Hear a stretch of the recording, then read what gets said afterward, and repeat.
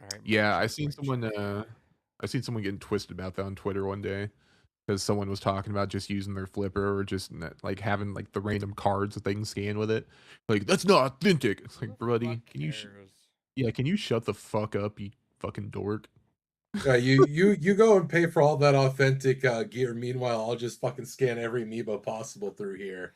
Yeah, I I'm got also it gonna all steal your already. work badge and sign up and see your I'm fucking I'm work and also just on piss the on the end carpet. of I know you guys kind of have a different view on it, but it's like I don't give a fuck if fucking FromSoft has a easy mode. I don't give a fuck. Yeah, Literally, like on the barometer of like what the fuck I give a shit about. That's such the bottom. Like I don't know. I don't fucking give a shit. Who the fuck cares? Grow up. Go find something to actually be fucking upset about. Jesus Christ. People are kind of fucking gives the same insane. vibes of those people with NFTs. You're like, oh yeah, I'll just save as. Like, no, you can't do that. I just did. Like, oh, I can and I will. No, I bought that.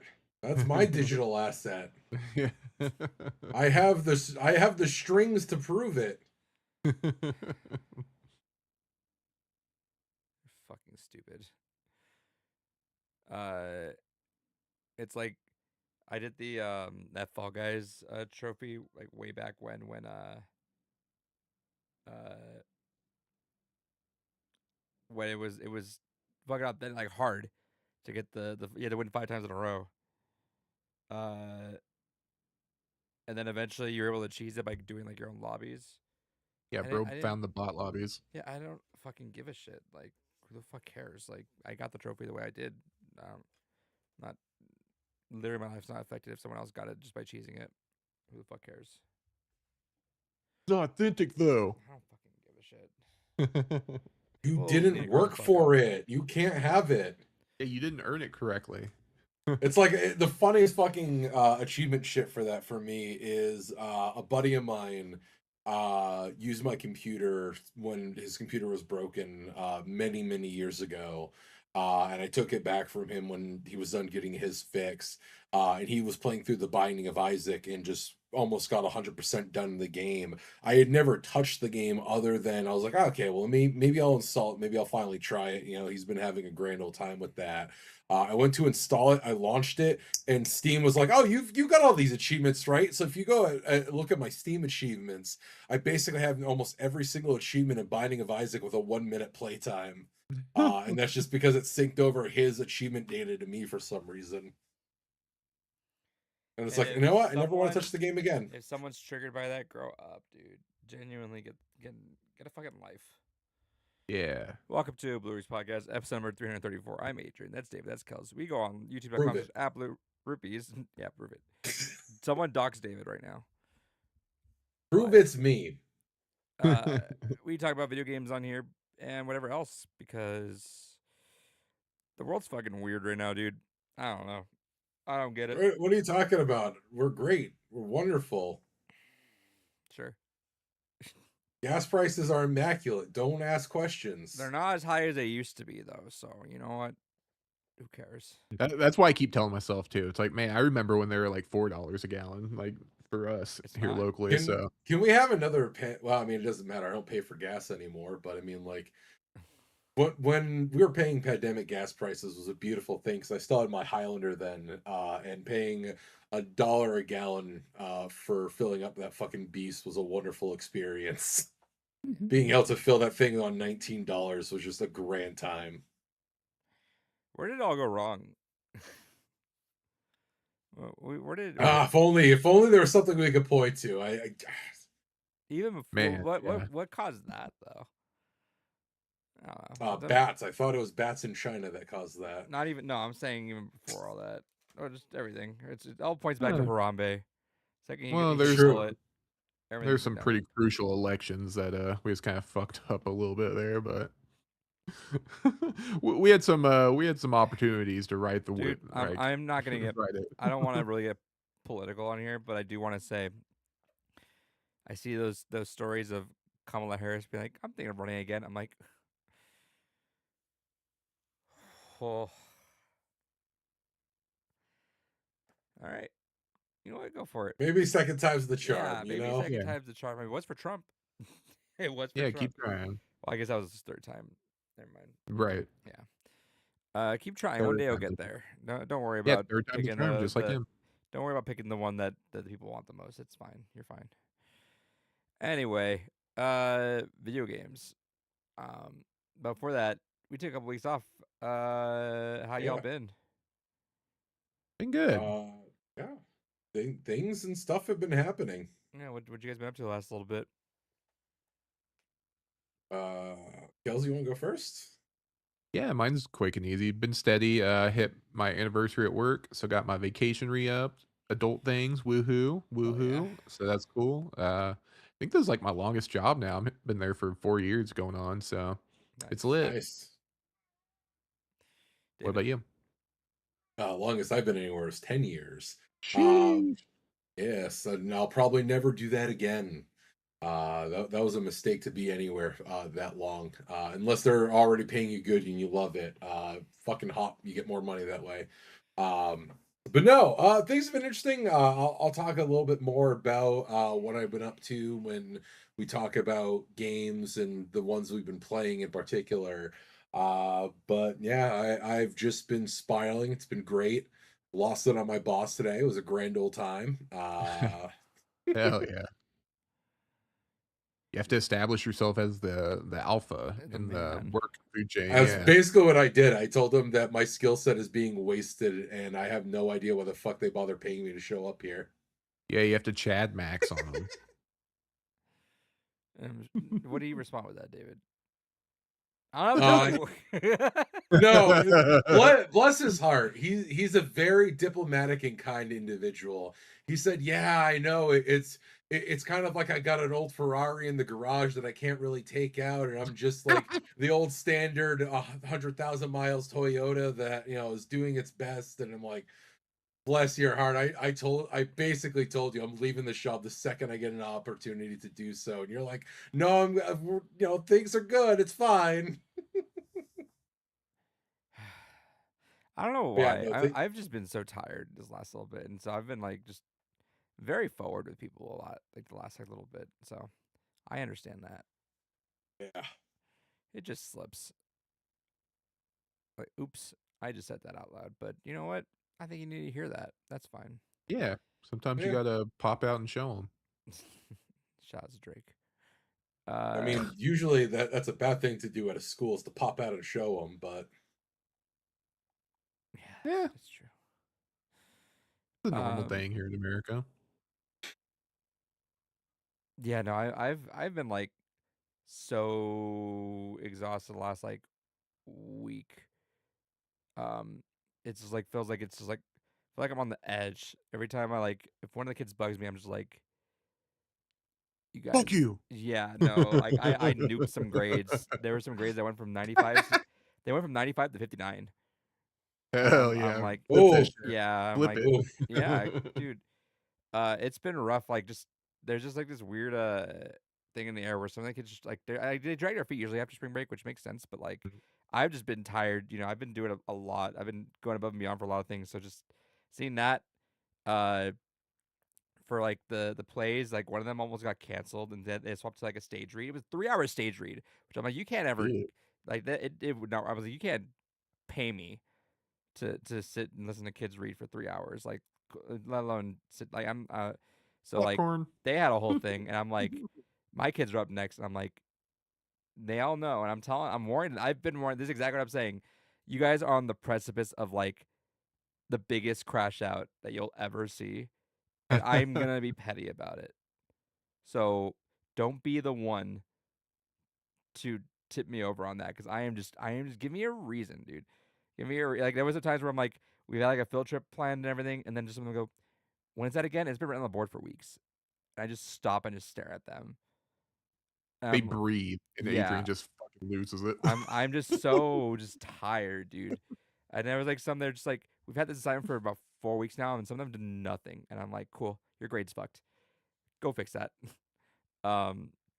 So yeah, we have some like we're just like right on the edge. I'm like, we just have like a week and a half more of just stuff we got to do, and after that we're good. We're just coasting to the end of the school year. But like, Lord help me, I'm just like, I am ready to call parent in front of everyone on speakerphone and have that conversation. I thought about that when I'm leaving. I'm like, if one kid pushed me, I'm gonna have that call in front of everyone on speakerphone, and they know I'll do it, like 100%. But man, I've just been tired. And I don't know what it is. I'm just like on that edge there. I did have the come to Jesus moment with myself, where I'll talk about how I was in Boston a little while ago, and I'll talk about that in a second. But I told myself finally, I'm like, you know what? If I ever get laid off on here, I'm out. Like, teaching? No, I'm out of the state. Like, I'm out. I'm gone. I'm moving. I'll probably go do the Boston thing if I lose this job. Hell yeah. I'm like, I don't. The idea of starting fresh at a whole other place here for like the same pay, I'm like, no, I'm not doing that. So, Nah. Go get real money. Yeah, the no, pay it is probably way won't better up happen. that way for teachers. I'll probably get just as much on an equal ratio level. Maybe I'd do swap careers. Sure, because the cost of living is gonna be It's much astronomical. more expensive. Yeah. But you know what? I don't, just that, like, on a smaller level, like the idea of like even building something up and competing against your old school, like, I don't know, that doesn't feel like something I want to do. And then fuck it, I'm out. Then you'll be 2 hours away from your homie. Yeah, restraining order. No, so for example, next year is fucked. Like, everything's just exhausting already next year thinking about it. I think that's the big catalyst of why I'm so tired, just thinking about that. So last summer I did fuck all for break. I just sat there, I played Zelda, and I forget what else. I binged Twin Peaks, and I played Breath of the Wild, and I played Hell yeah. Age of Calamity. That was my entire summer, and it was a good time. But this time I'm like, all right, I'm gonna have a fucking nutty next year, so I need to like do stuff. So, I booked one Airbnb, in a literally just fucking remote place in the middle of fucking nowhere, off the grid. Nothing connected to it whatsoever, for 5 days by myself. I'm like, that's That sounds like hell. that I've wanted to do that forever, just to get my writing in check. I just want to just get my creative bug out of here, because I can't do it here. Like, I just get so overstimulated with everything, and just so much going on. I get distracted. So I'm like, what if I just did the Alan Wake thing, dude? Just fucking just go somewhere remote and just write. That's been like kind of a thing I've thought about for years. I want to do. So I booked that. I might go to New Orleans for a weekend. We'll see. I'm like on the edge of making that purchase right now. But I'm trying to bounce around a little bit, just like get myself going, because I'm gonna be at work a lot this summer too, just getting things set up. I am very excited for my thing though. Like, I know that's hell for some people. It's been so loud and chaotic here. I need to disappear for a couple days. I was telling my bosses that, and one of them's like, "You should take your badge. Just we have a badge, like, in case something happens, just like an emergency badge. Like if there's like a fight, What or does that mean? like, because we have a badge like with button on it, so it's like if it's if there's like a Like fight, a life or alert. like if it monitors if something's going on. So like, for example, in America, where the thing that's all far too common for us these days happens, we push that, and it notifies exactly where everything's at and where everything's happening at to do that. So they were like, "Oh, just take your badge in case something happens." I'm like, "If I die out there, I think that's kind of what it's meant to be." And she just put her head in her hand. She's like, "Please, God, it's too hard to replace you right now." I'm like, I luckily didn't tell her afterwards. I'm like, "Yeah, you let go of me. I'm leaving the fucking state. I'm out." Like, dude, don't even let go of me for a day, because if that is, I'm out. I'm so fucking out. You can't. It's gonna be glorious how fucking gone I am at that point. That's crazy though that they say it's hard to replace you. I mean, here in Oklahoma, they just hire anyone off the street to be a teacher. Dude, Yeah, here we don't even have people off the street to hire for teachers. We have such a fucking shortage. we're kind Yeah. of it's fucked right now with us. Like, our schools are getting hit left and right, which is unfortunate. I think we mentioned we lost 8 teachers, I forget. Woo! Huge portion of our staff took a hit on the morale. Legitimately, if it wasn't me flexing the fact that I fucking won so much shit for my school, I'm probably sure that people would be like, okay, maybe. But I'm like, I'm taking home some stuff for us. Like, Lord help me. I'm adding some fucking prestige to this I'm place. trying to fucking do stuff. It's not just me just like phoning it in, just like teaching him. I'm trying to do other things, and like, I fucking live at that school at this point too. So like, God, like, yeah, it's gonna be hard to replace me, because like, find someone else that puts like all that time and effort on their own, just what's the word for it? Like, Gumption. yeah, Dedication. yeah, dedication, Yeah. tenacity, just do it on their own and to keep doing that, you know, like no one fucking else does that on that level, and that's I mean, if we weren't winning, to be fair, if we weren't winning, I'm not doing that shit either though. I'm like, they can prove it, but that's why I'm hard ass with them too. But on that note, I went to Boston. Bastard. Bastin. It's always fucking amazing out there, dude. I love it. It was cold as fuck, which is nice. Not cold as fuck. Hell I guess, according yeah. to David, it's fine. But What are you talking about? It's been a heat wave here. We've been in the 50s and 60s in New England the last it couple was weeks. 30 and 40 out there all spring break, dude. Yeah, that's still warm. Shut What the fuck fuck up. are you crying Shut the about? fuck up. Oh, you're just shut up. That's still warm. Shut up. You're acting It's on 50 camera. degrees out right now. I'm in a t-shirt. I'm fucking roasting. Shut up. Jesus Christ, this guy just performs on camera like it's a fucking monkey. You've seen me drive around in I don't shorts give a in shit. fucking Shut the 20 fuck degree up. weather. It was 30 and 40 degrees. But it was fun. Hung out there, went to Salem for a day, which was super cool to hang out in. Oh yeah. Found this really cool theater called the Coolidge Corner Theater. Yes. Oh, dude, that was like walking distance, like 5-minute walking distance from where we stayed at a fantastic spot. It was right next to the line, so you're able to hop in and out for stuff. I still hate public transportation with a burning passion, but whatever, I'll take it. But yeah, we're walking distance with that place. I had no plans to see a fucking movie on that trip. I watched 3 on that fucking trip alone, dude. Went to watch Project Hail Mary in 70mm. Saw that. Ooh, how was that? Fucking incredible. Have you seen it yet? Yeah. Fuck the Mario movie. You should have watched that, dude. Dude, I don't pay attention to anything that's coming out. Project Hail Mary is fucking incredible. It's like one of the best sci-fi movies in a hot minute, dude. All right, I'll have to add that. Yeah, to my list at some that's super high accolades. Please go watch that. Kels, you watch it yet? Have not. Jesus. Yeah, no, I watched it and brought everyone there, and it was expensive, but I was like, I don't give a shit. So I brought everyone. My whole crew was fucking in tears. Like they were just like, the girlfriend had to get up and had to stay in the back of the theater because of how much she was just crying over that movie. It's fucking incredible. Like it is a fucking awesome movie. I want to go see it again for the 3rd time. It's gorgeous. Watch it on the biggest screen you can because it's fucking beautiful. That shit felt magical. Like it was a long time since I've seen a movie that like on second viewing it locked me in harder than the first viewing. Second viewing made it feel like one of those movies that's like, damn, I fucking love movies, dude. This shit's fucking great. I might try to do that next week. Thanks. Next week is my spring break. Yeah, they're bringing it back to IMAX, I think, for this week, if I recall correctly. If you can watch it, please. Like it's so good. Deserves all the accolades it's getting. It's genuinely an incredible movie, great performances, and it rocks the house, dude. Like I didn't cry either time, but like the second time I got me like right almost there. Just because of just like having it, you know, when you can see the foreshadowing and it builds to where you know it's gonna go and you're like, Yeah. damn. But yeah, dude, my crew was just weeping like tears, like it was so good. So please highly recommend that. Sorry, what? Yeah, I was wanting to. I was just gonna say I was wanting to take my wife to that one because I feel like that's one that would get her pretty good. Oh, dude, yeah. There's like it goes and there's like right when the first time when this happens, it's kind of just waterworks from there on out.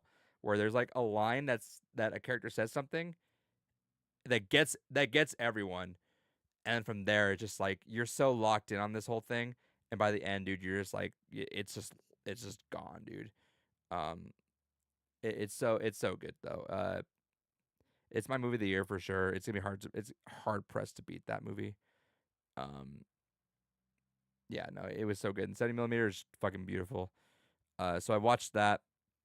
And then lo and behold, I'm inside and what do I see playing midnight that night?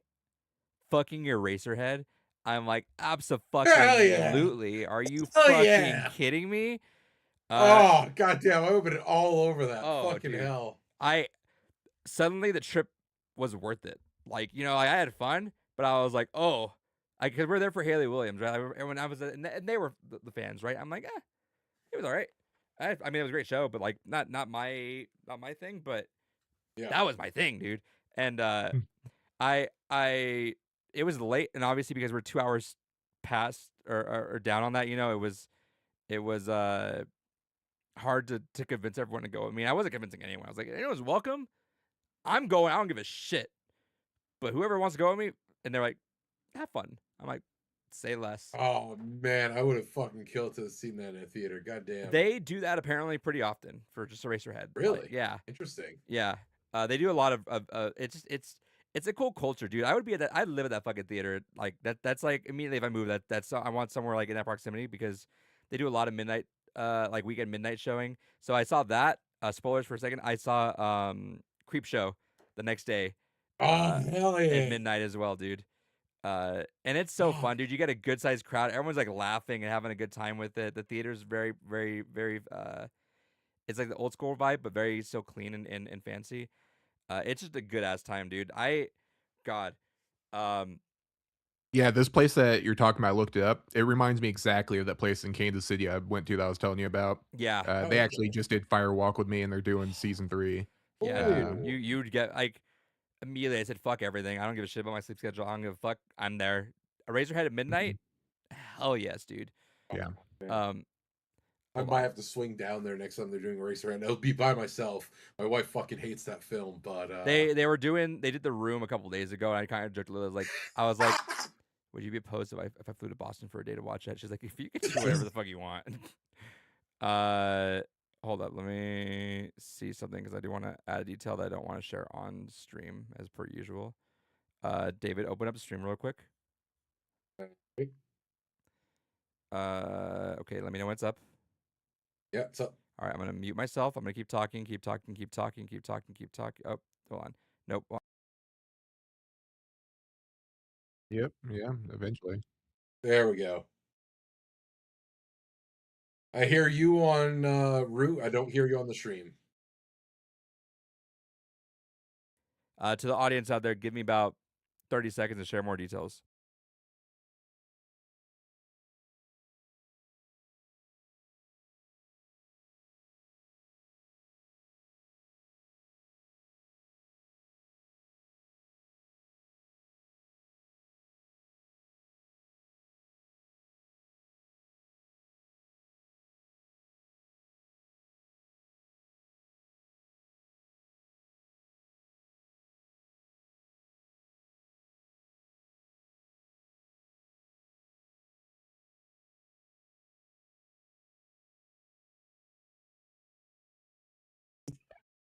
Dude, that's what we're doing for Doomsday. Like, we're gonna do like 5 times that amount, and we're just gonna have a fucking blast. Hell yeah. I mean, you two could do 5 times that amount. We're going to see it on Wednesday, son. Whenever true, you want to wait till actually. weekend. Yeah, So that's true. This is true.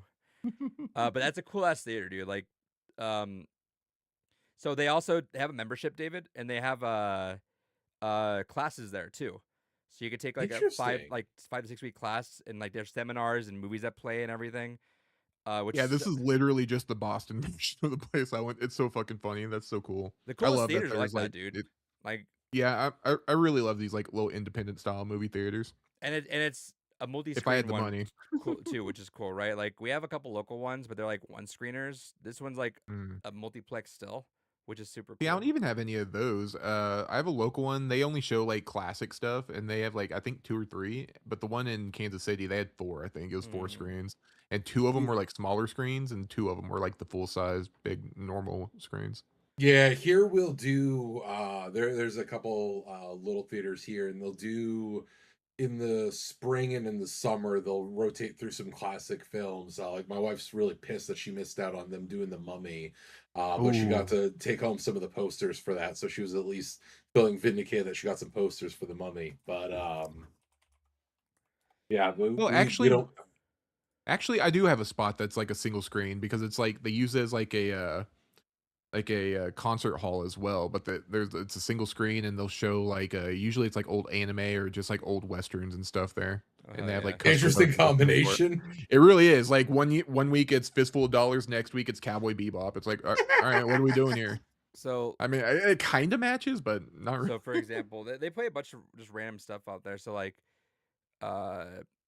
The Thing from Another World is playing on Friday. Ooh, hell yeah. Annihilation on Saturday. Oh.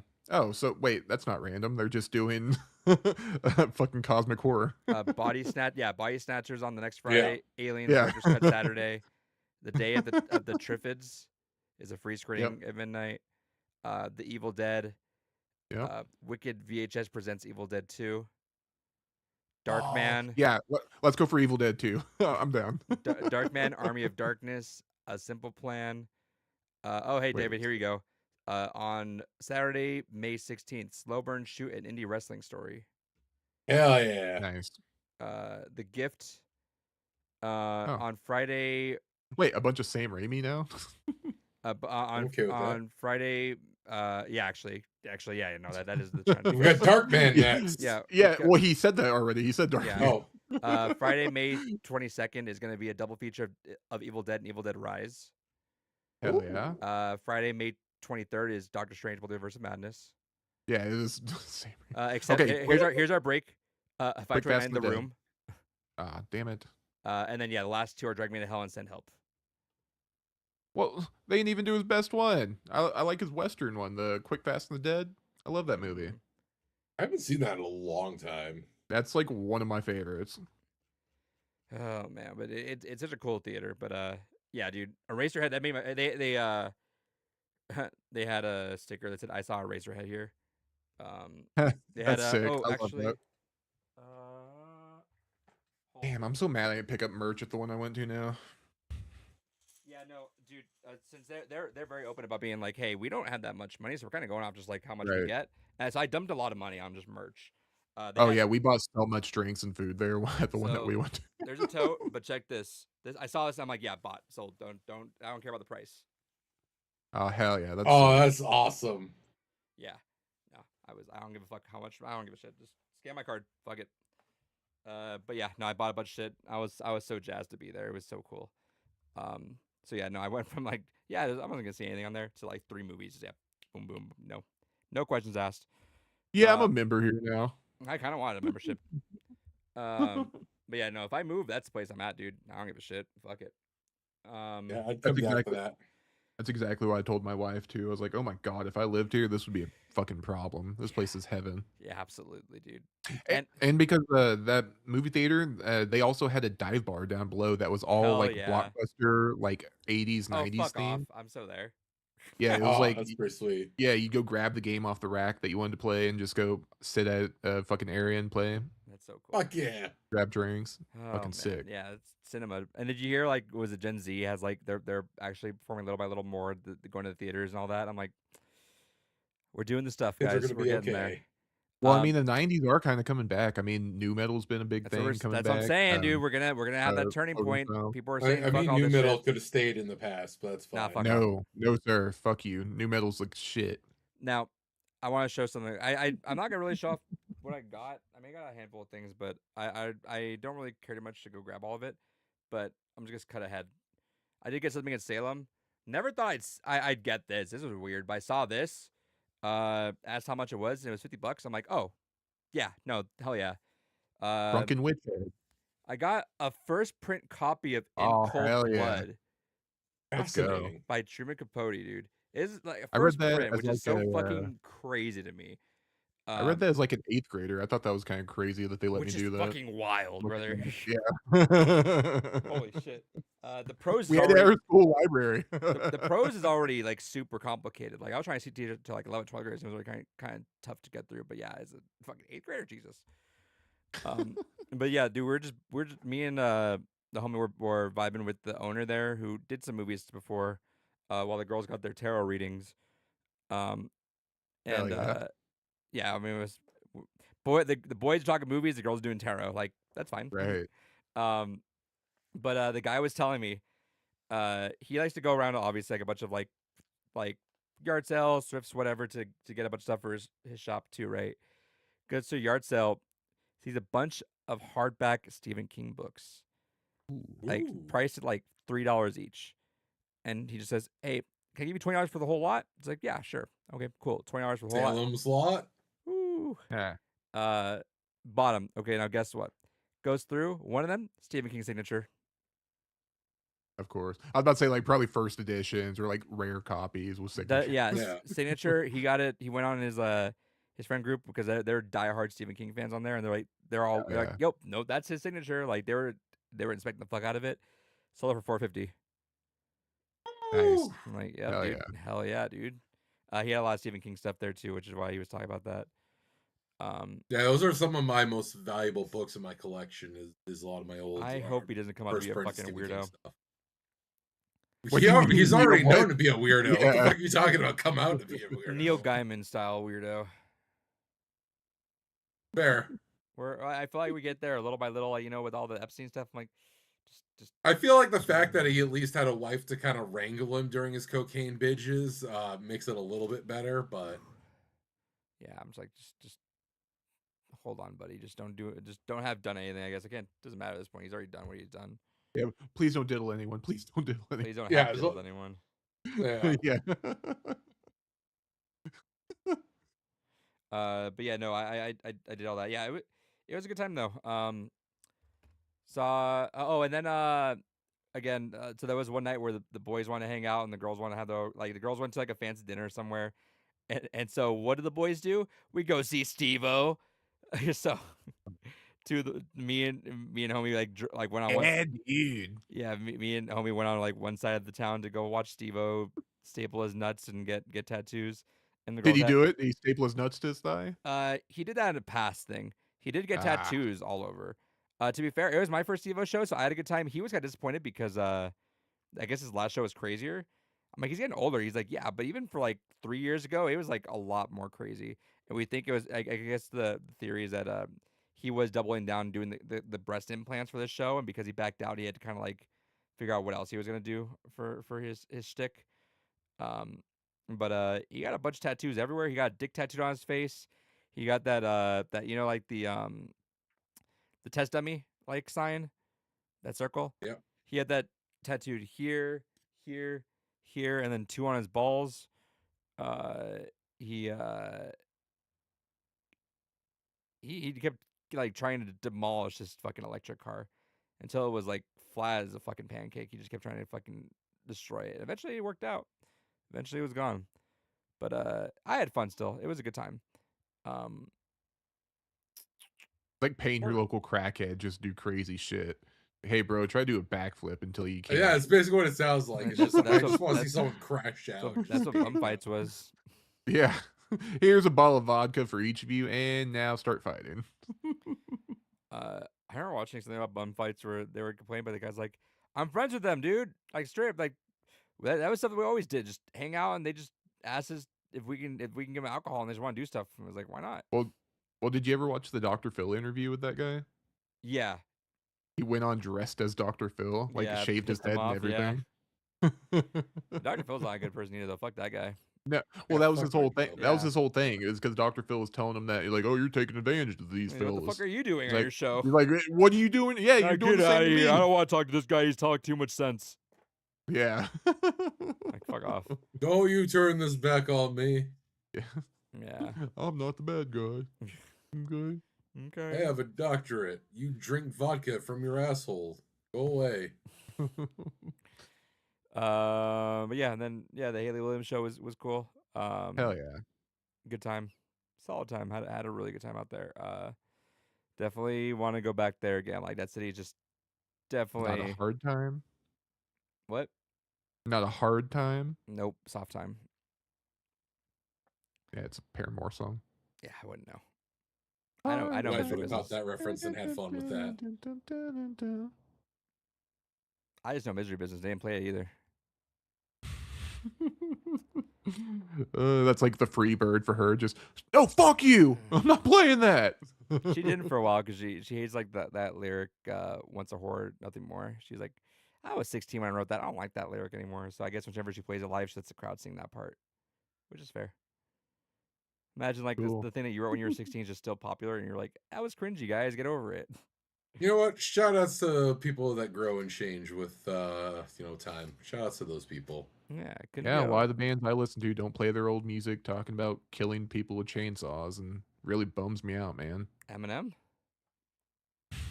No, Thy Art is Murder, but close. Yeah, same thing, same genre. But yeah, my highlight was the theater, dude. If you told me like a week prior to that I'm gonna be able to see Eraserhead in midnight with the fucking crowd that was like laughing their asses Yeah. off during certain parts, nah. But that was a great time, dude.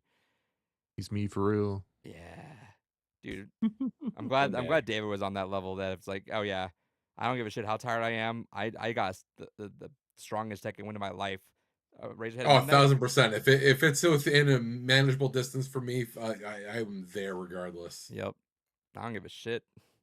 And it was a nice ass theater in there too. So, yeah, they were saying like they played it like almost every month for a little while because just how popular it was.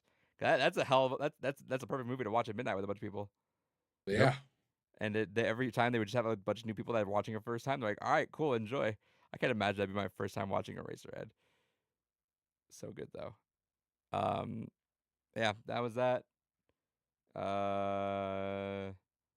Came back and been doing the work stuff since then, and it's been all right. Just tired now. Now I'm just tired. Hell yeah. Take me back. Take me Tired back. balls.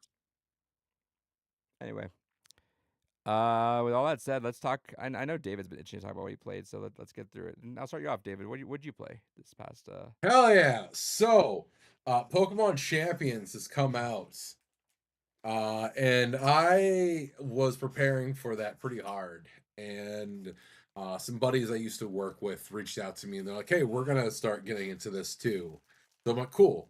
What do you guys need to know about Pokemon? And they're like, fucking everything. Cool.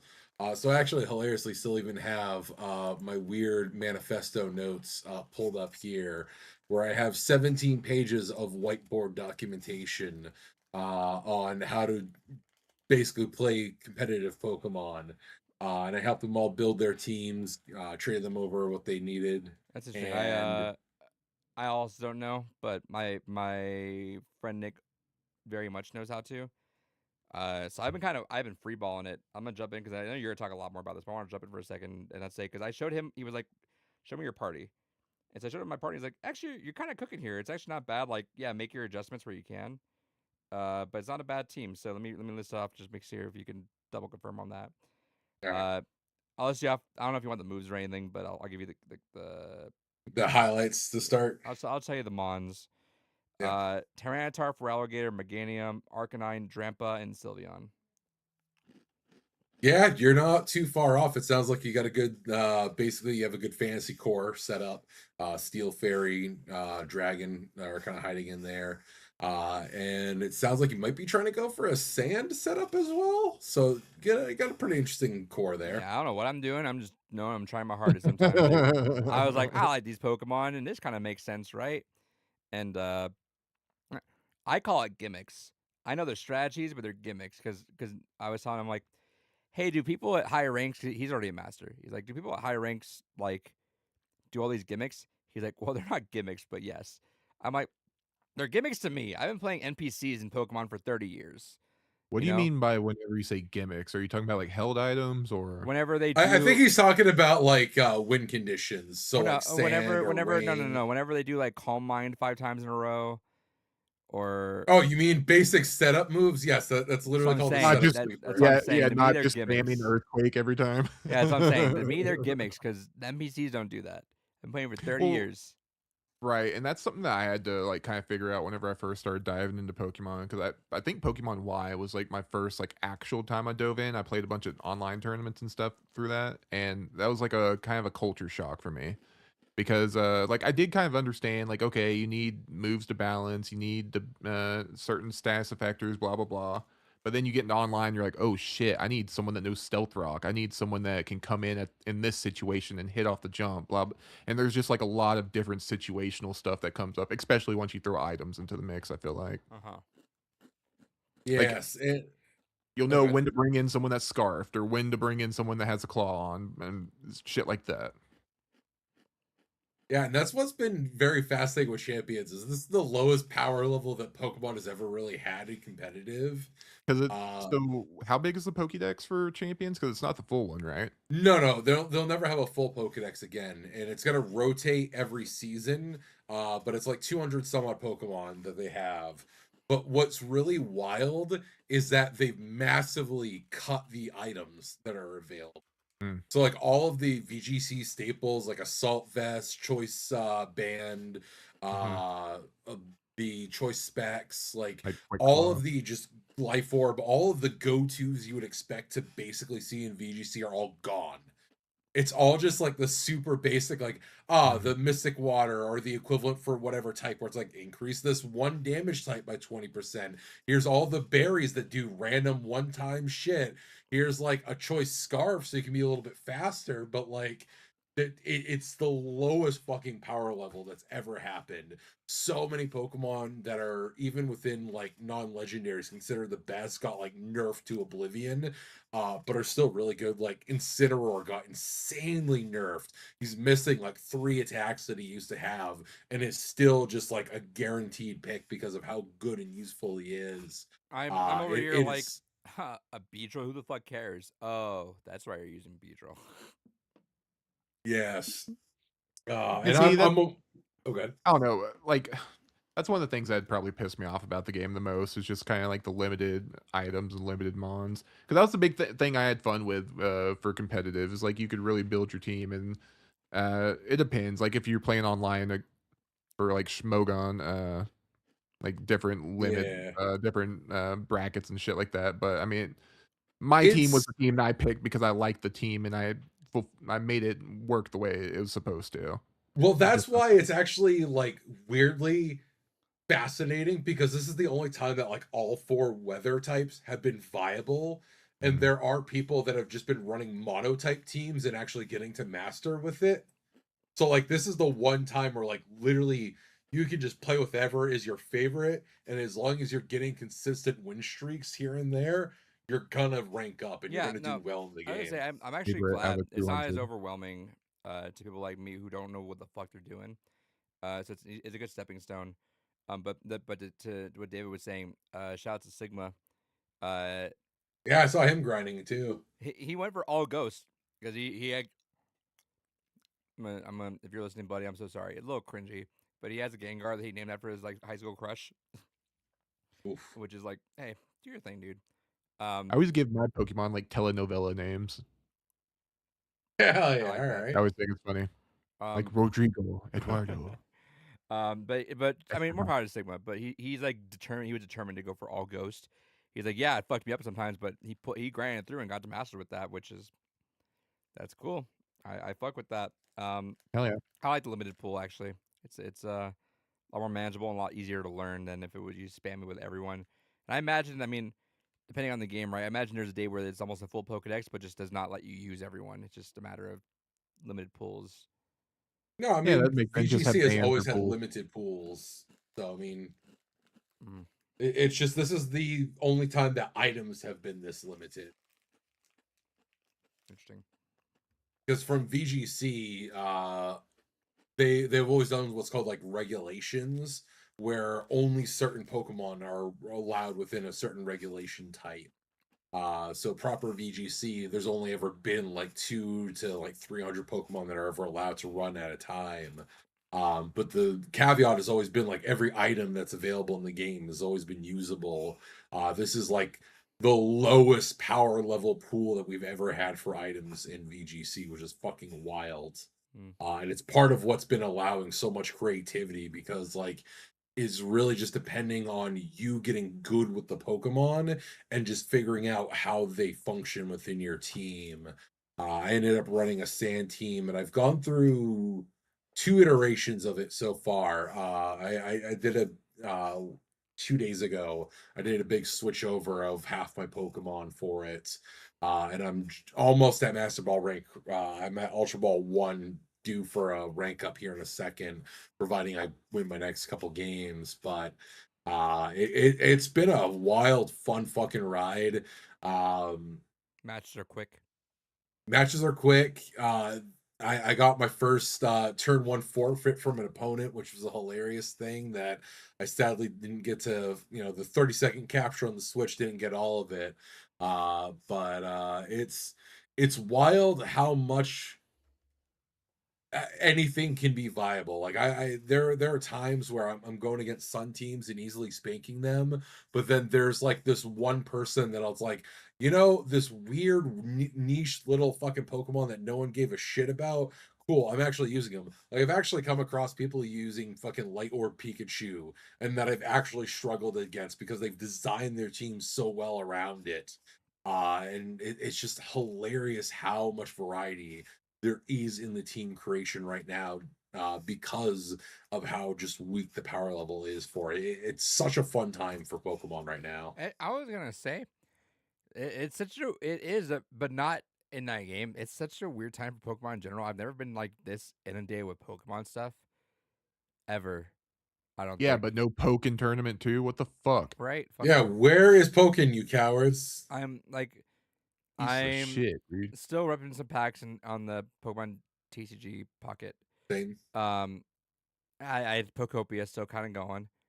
I got Pokemon Champions playing. I still have Pokemon Unbound going on. I'm like, what the fuck is? It's so weird. I'm just like, so much Pokemon shit, and that's never a thing. Like maybe every once in a while I play something, but with like 4 games simultaneously, weird. But shouts to them. Wind and Wave at the end of the year, right? Yeah.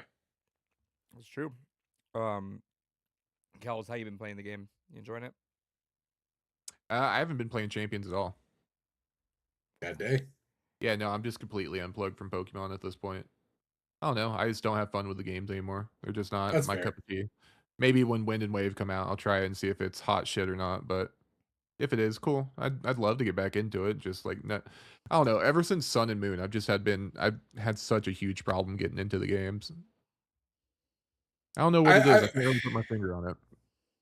I will say there is a certain charm that was lost after Sun and Moon. I actually really liked how much Sun and Moon shaked up the formula, and then going Well, into Sun and Shields, that was my thing though. 7 was my favorite. Like Kalos, like that was when I Yeah. had the most fun with. I even had a whole lot of fun with Omega Ruby and Sapphire or whatever the fuck they're Yes. called. Yep. Those were a shit ton of fun. But I don't know. Once we got into Sun and Moon, like it felt like the whole game was like on guardrails for like the first like several hours of it. And it was just painful to me. It was like one of those things you're just constantly just being like, all right, go here, talk to your pal. All right, we're gonna come over Yes. here. We're gonna do this. It was like, oh, that was like usually the first like maybe hour of any classic Pokemon game, and now it's like the whole like front half. No, of it. there is an insane amount of hand holding in the first few hours of modern Pokemon games. Yeah. It's Actually, I it's lied. I did unnecessary. really like Arceus, so I mean, Arceus is fucking great. Yeah. Legend DA, except for the DLC, is a great time as well. Yes, Honestly, I haven't touched that either. I need to. the action RPG formula works really well for it. There are times where Yeah. it's a little quirky, but like I had thought it was a great game. The DLC is just an RNG fest nightmare, and I hate it for that. But Gross. the main game's absolutely fantastic. Highly recommend. But no, it's kind of one of those things that I have played through Scarlet and Violet. I played through Sword when that came out, and I'm going through Shield as well now to get some Pokemon I'm missing here and there. But it's just kind of one of those things where Champions has just been such a breath of fresh air because I've always been like curious about getting into VGC, but I've Right. never committed because there's no VGC in anywhere New England. Like I can't even go to Boston and fucking do VGC. The nearest VGC for fucking New England is the tri-state area. I got to go to fucking New York, New Jersey, Pennsylvania if I want to do anything for fucking VGC. That's an 11-hour drive, which granted the wife would be happy. All of her friends are out that way. Yeah. And I would be happy because I would also get to go to Wawa. I do love me some Wawa. Ooh, yeah. I fuck with Wawa. Hell yeah. But huh? Never been to one. There's East Coast shit, dude. I know. I've the started never. best. I surprisingly through my whole fucking countrywide road trip never hit a Wawa, never hit a Buc-ee's. Oh, I was just about to ask. been Please to tell me you've been to Buc-ee's. Buc-ee's. God fucking damn it. Yeah. God No. fucking damn it. Buc-ee's is the best. That's heaven. I've never been to Buc-ee's. In the New England area, where we got Cumbies is the Right. big thing for us. Yeah, that's close. Sounds like a fucking 7th grader just had the biggest Bucky's by Cumbies. Yeah. Yeah. God, But yeah, Cumbies is the big thing here in New England. Yeah, I bet And it then, is. tri-state area has got Wawa's, and I fuck with Wawa. I will order oh their yeah. coffee online. Um, but it's one of those things that's like, it kind of sucks that I can't even at least go to like fucking Boston for VGCA. If I want to get into it, I got to go there. So Champions has been wonderful because it's probably the closest, unless I really start traveling to the tri-state area, I'll get to like an official competitive Pokemon format. That's cool.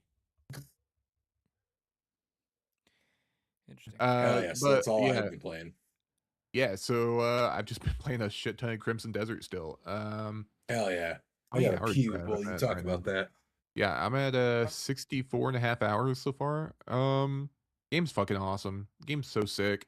Hell yeah. It's just always it's kind of like that Elden Ring effect. Like you just always keep finding something new, a new crevice that has a whole new fucking cave to explore, a whole new fort to knock out, a whole new treasure chest to open. It's just crazy, like the amount of content it shoves at you. Nice. Yeah, and you just kind of never know what's coming next. Like, oh, I guess this is what the fuck we're doing. All right. I was just doing puzzles and now I'm in a Dynasty Warriors like size fight, 100 enemies on screen, just throwing motherfuckers into other motherfuckers and suplexing motherfuckers. Like, all right, this is sick. That game still doesn't make sense to Um, me, is the way you describe it. I haven't watched a single thing about it, yeah, but all I know nothing. is just you describing it. It's kind of just funny, just the way you describe it. It's so weird. It's so fucking weird because like the game feels kind of like a fever dream.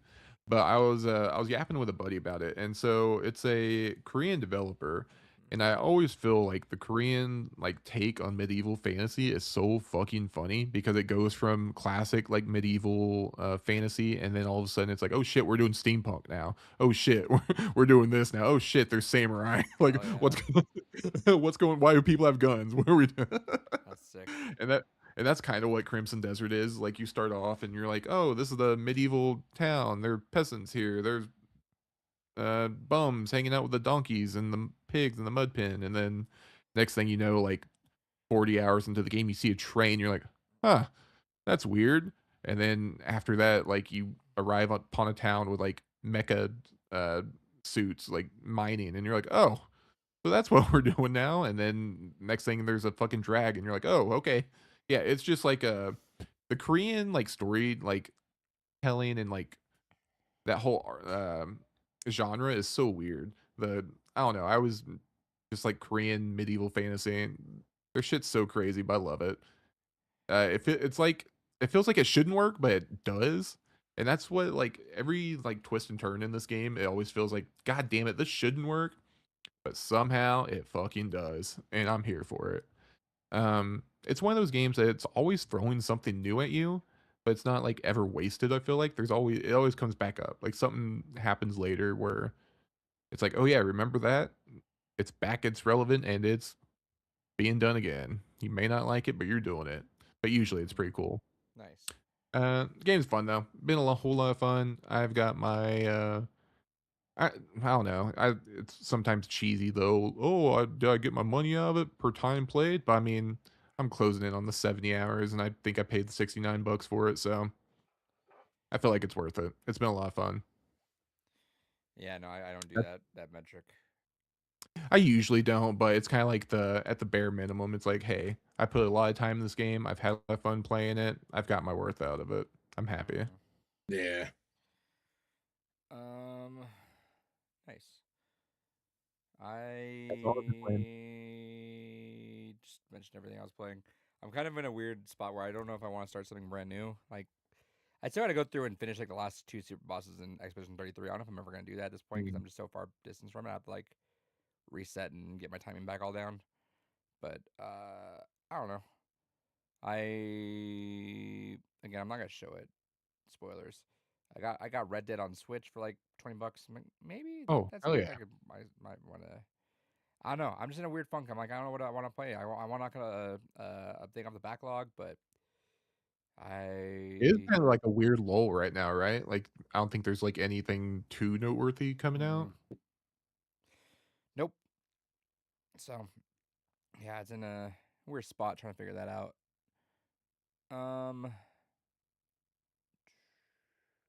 I did get glad that I turned on Overwatch and I had enough credits to buy Tubi, which is like cool. Oh, Didn't have hell yeah. don't know how that happened. I How's have that? zero idea how that happened, but cool. I'm not complaining because I just bought Tubi and turned it back off. I'll play it again eventually, but I don't know. Yeah, hit me up. We'll play it. Yeah. I'm trying to wonder what goes for my next one. I played a little bit of Retro Rewind. That was fun. I think it's Diablo or Doom that's their next crossover for Overwatch. I believe it. I'm surprised Diablo hasn't happened. I thought Diablo did happen actually. Well, they've had like a bunch of skins and stuff from Diablo and like Like an official Warcraft. crossover. Right. Okay. But Doom would make sense too, because I think Doom did a crossover with Diablo, and now you can get Right. like the Crucible and like the Doomslayer armor. Right. Yeah. I Oh don't yeah, know. Diablo inspired Ramattra skin. Anyways, David, what'd you get this week? Hell yeah. I got technically 4 things this past couple weeks.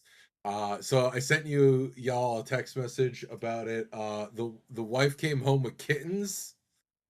So hell yeah. we got 2 new we always intended to only be a 3-cat household. But 2 of the kittens were basically bonded, so it's like we can't separate them. And the wife has been really wanting kittens, and so it was a comedy of errors that led to us getting the kittens, because I saw our Amazon purchase, because I always get email alerts whenever something's purchased on Amazon, on the offhand chance a day comes that someone hijacks the account and goes on a purchasing spree. I can see it and immediately stop it. But I'm like, oh, kitten food has been purchased. Wait, kitten food's been purchased. Why has kitten food been purchased? So I sent a message to the wife. I'm like, did you get kittens? And she's like, well, no, I'm looking at kittens right now. And I found out later that she basically bought kitten food as a donation to the shelter. And she was dropping off some other donations because we got cat food a while ago to try something different for our other cats, and they just didn't like it. So it's like, go drop it off to the shelter, they'll eat it, whatever. And so when she was dropping off that food, she also bought more food as a donation to give to that shelter. And then she was looking at these 2 kittens, and she sent me pictures. And she's like, I could come home with kittens though. And I'm like, okay. And then I get a video message a little bit later of just kittens walking around the downstairs. It's like, I got the kittens. I'm like, okay. So we have Flux and Fig now as new additions, 2 little voids. Hell yeah. On the flip And end. Go ahead and finish up your kitten story. No, finishing up the cat part of things real quick. We the last couple days have been starting to like really integrate them with the other 2 cats. Arrow has gotten along more or less pretty well with them. He's, an easygoing baby. Everything is friend to him. It's just that they are so high energy that him and Juniper like freeze up, like, what the fuck is this thing coming at me? But otherwise than that, they're fine with them. Juniper hisses occasionally, just because, again, this thing charging 1,000,000 miles an hour right into her face. Hey, calm down. Exactly. And they fucking parkour. Jesus Christ. I have never had cats this energetic. Fucking they're only like a month, maybe 2 months old, and they are fucking jumping and clearing shit that Yeah, be even ready for your adult gamer to cats have are not. some stuff in October.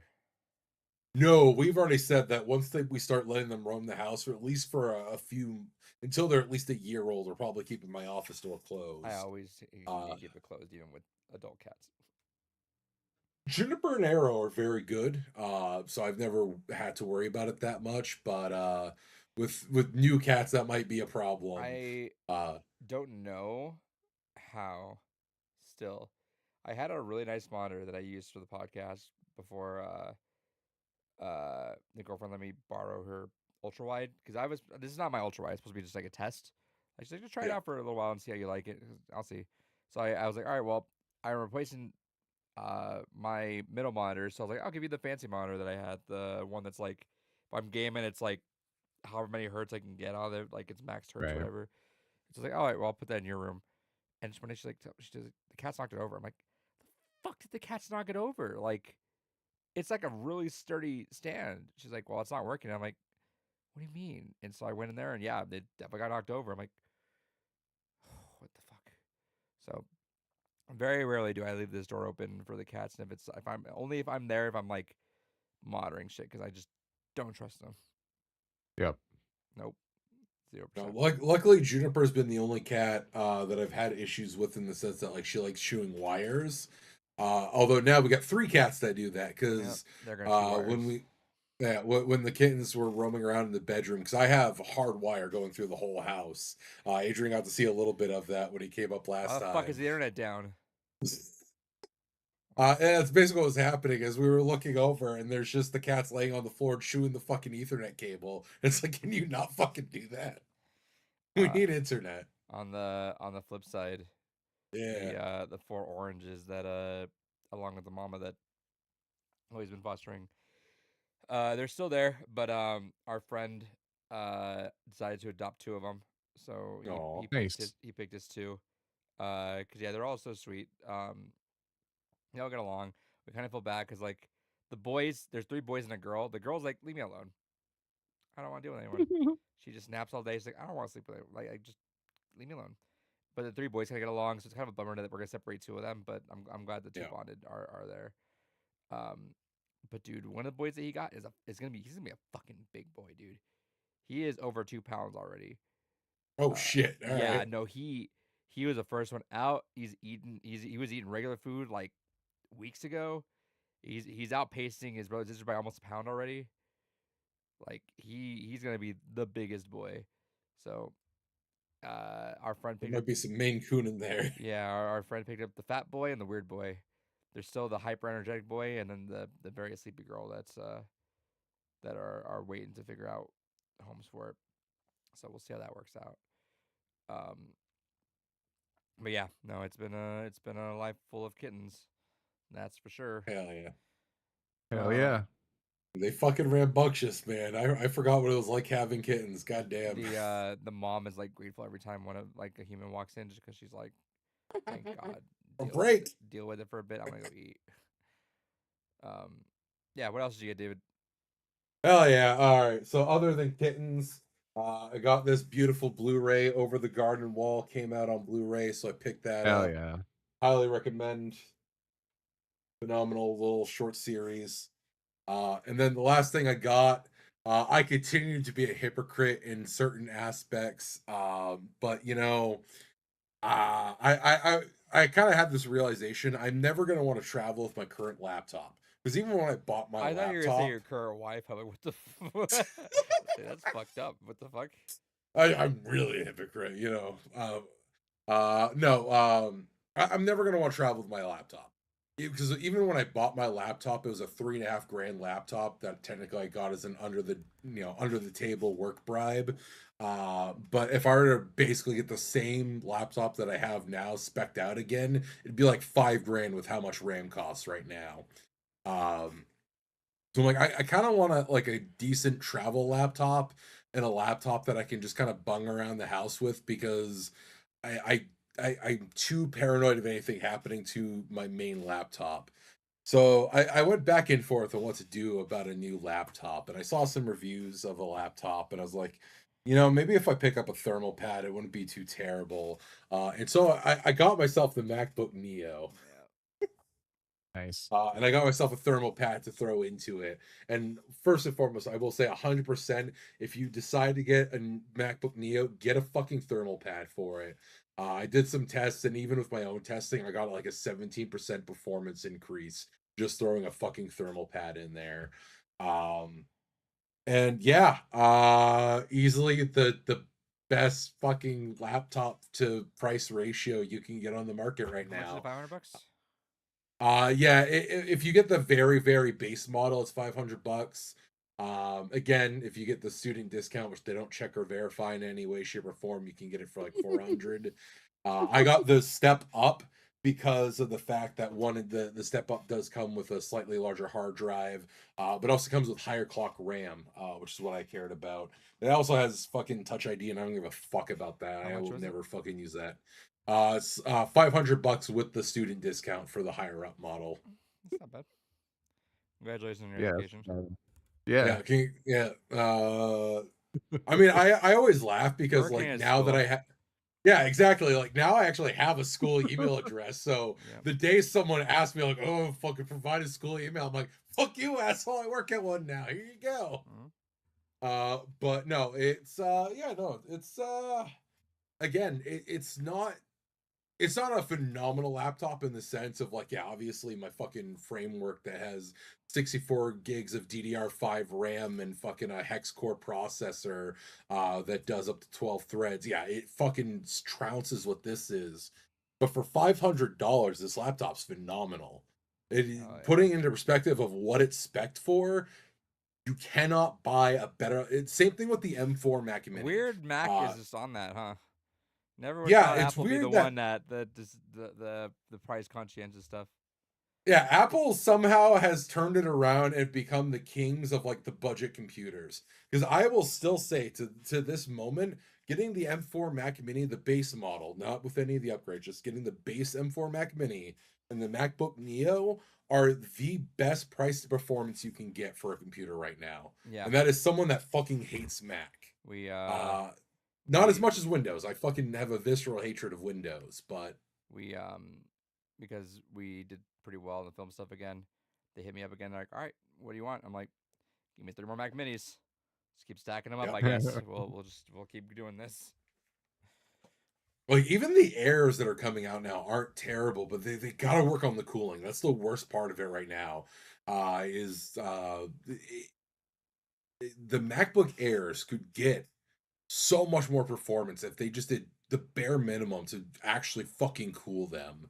I've been watching a lot of because I do follow some Mac YouTubers, Snazzy Labs, one of my favorites that I do follow for Mac specific content. And then there's a few others that I watched that just also happen to dabble into Macs. But even on the Air series, people that are just going ahead and modding theirs to have like liquid cooling or are putting weird ass like fan kits into their MacBook Airs are getting like almost a 30-40% fucking performance increase on their goddamn MacBook Airs. And it's like, if Apple could just fucking cool these goddamn things, so much performance is being lost by it not being cooled properly. Man. Well, isn't that like the constant thing, like the performance, cooling? There's like a constant tug of war between there's like different categories. It's like you want your performance, or do you want it adequately cooled, or do you want it like Because it's also like the thinness. Like I think this is actually right? like a little bit thicker than the MacBook Air is. But still, like it's not like it's still thinner than my framework laptop. Yeah, my Uh, wife got one just recently for work. Her work bought her one, and it's fucking sick. I was playing with it earlier. Yeah, it's honestly like a good fucking laptop. In all honesty, the only thing that I personally don't like about the Neo is there's only 2 Thunderbolt, or they're not even Thunderbolt. Yeah. They're USB-C. Welcome to Mac. Yeah, that's my whole issue with all the new Mac shit, and just in general, like all of our shit at work is like Gotta that. We have to have carry a fucking, dongle. Yeah. have to have dongles. Granted, I'm also like spoiled because again, part of the whole thing, especially with my framework, is it's modular. So I have all of these like little. Where the fuck? I just had one run. Yeah, I got like they have Don't all have the these port. like I got it right here. yeah. They all have these like little modular dongles that you can just spin in and out and recustomize the framework however you want. So I'm spoiled for that. But yeah, only having 2 USB-C, not even Thunderbolt, but USB-C fucking ports is a little frustrating. But at the same time, like again, I can't complain for the price. You are not going to be able to get a better computer for the specs that it has on the market. So shout outs to Apple for somehow being the best budget computers on the market. fucking. I'm sure Steve Jobs is rolling in his grave for that happening, but I'm always gonna tell the truth where I see it, and I got to give it to Apple. As much as I don't like Apple because it's just Linux with more steps. You're Well, making great budget computers. Keep it well, up. especially in the day and age that we are now, where like easily half that cost nowadays if you just want to build a fucking computer is like just in the RAM. So like I don't understand like what they're doing to make that shit happen. I mean, It's they the can fact afford that it. they own all their That's facilities for true. doing it. Yeah, Right. Yeah, I it's forgot all they're their all own internal slave labor. silicon. Yeah. Yeah, no, I'm in that ecosystem and it feels fine. I know it's not your realm of it, but I mean, like even the iPads for animation stuff too. Like I know Yeah. I'm gonna grab an iPad this summer to learn some animation stuff just to keep up with some of the kids because some of the kids really want to do animation. I'm like, I have no idea how to do all that, but I want to learn. They're all trying to learn Blender and stuff too. I'm trying to like keep up with all that. Well, like Low key, I even actually almost went with the iPad until the yeah. Neo came out, and then I was like, all right, I may as well just get a full laptop. Yeah, the newer iPad Pros are fucking insane as well. It's crazy how efficiently that they can work through like the different art programs and stuff now, like Affinity, Yep. and just like the different, like you said, animation, illustrative programs. It's crazy how efficient they are now. Yeah. So And the software isn't quite one to one with actual Mac OS yet, but it's fucking Mm-mm. getting there. Like Yeah. that's the last bridge that honestly I feel Apple has to kind of cover, especially where everything is all on ARM now. You know, all the series Macs at this point are all ARM. They got rid of all the Intel architecture. If they could just commit to Mac OS and iOS actually just being seamless in terms of apps and software, I think it's a no-brainer. and You basically it's have. Go ahead. no, it's almost there. I mean, even stuff like I could be wrong, but you can probably link your iPad to your Mac like pretty natively, and it runs all Yeah. the animation stuff Yeah, perfectly fine like there's that. like a auto-loaded app that shows up on the Mac now that does it. Um, but there's still some things that are like different because under the hood, Right. Mac OS is still a Unix thing, whereas the iOS is like its own separate OS. What I mean is like if they actually just bridged it where it's just actually the same OS across all devices, I think that'd be the final thing because then just the seamless idea of like your phone is the same experience as your laptop, is the same experience as your iPad, is the same experience to on like a super small scale for your watch. I think that'd be the last thing for Apple if they could just get iOS and Mac OS to just be the same OS and just have that perfect seamless transition between the experiences. Yeah, I think that'd be the next thing that would actually take them into being a perfect homogenous ecosystem that people would be willing to just evolve in, because that's one thing that's for especially doing what I do in IT. So many people are like, oh well, I do this to get to this on my phone, but I got to do this to get to this on my computer. But if you had that perfect seamless thing, it's like no, doing it on your phone is the same way as doing it on your computer, and you just bounce back and forth between the same thing. It would just be. You know what I love?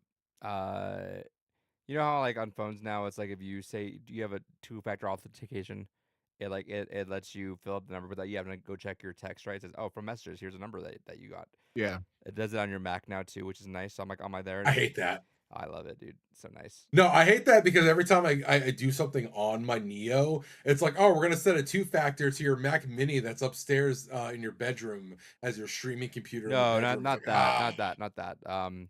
If it's like, I don't know, I Discord or something saying, "Hey, you have two-factor," it says, it does that, but because you got a text on your phone saying, "Hey, here's the six-number digit," it auto fills the six-number digit from your phone text on your MacBook Right, from to iMessage or whatever. okay, because you're completely in the ecosystem. yeah. So I it understand. reads that your text just got a number from this, so it auto fills it on your computer with that without you having to bounce back and forth. That was Yes, something yes, yes, that yes. I did always love about that because, like, whenever I was in college, I was on a MacBook, and my wife has Apple phone, so I could just Yeah. iMessage back and forth from like my computer and shit like that. So convenient. Yeah, the same with my wife. My wife is fully in the ecosystem. She's got the latest Apple Watch. She doesn't have the latest Apple phone, but she's kind Yeah, of got the next step down. right. This man And said she's Apple got phone. the iOS, fucking iPhone, whatever. But she's completely in that ecosystem. I almost got her into Android. I was so Fuck close. you. I was so close, but no, it's one of those things that when you're in the ecosystem fully, it really is so hard to get away because it is nearly seamless for how Yeah. much they do all interact. And if that is the kind of lifestyle you're all about, then that's perfect.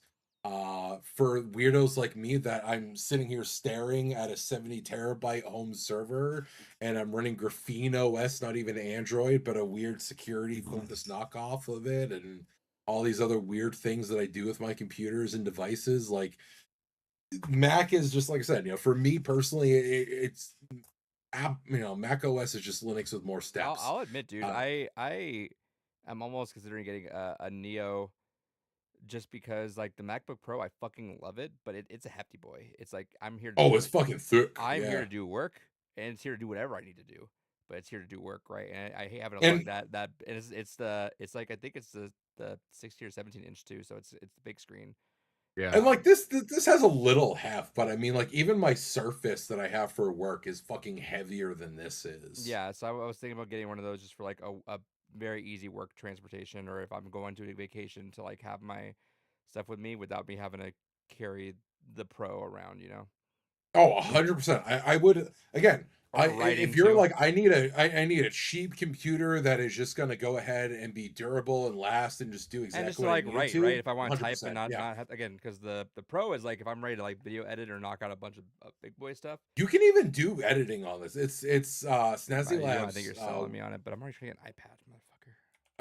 No, Snazzy Labs, when he was doing a test render for a 4K video, he rendered it in like 2 minutes, 3 minutes, something like that.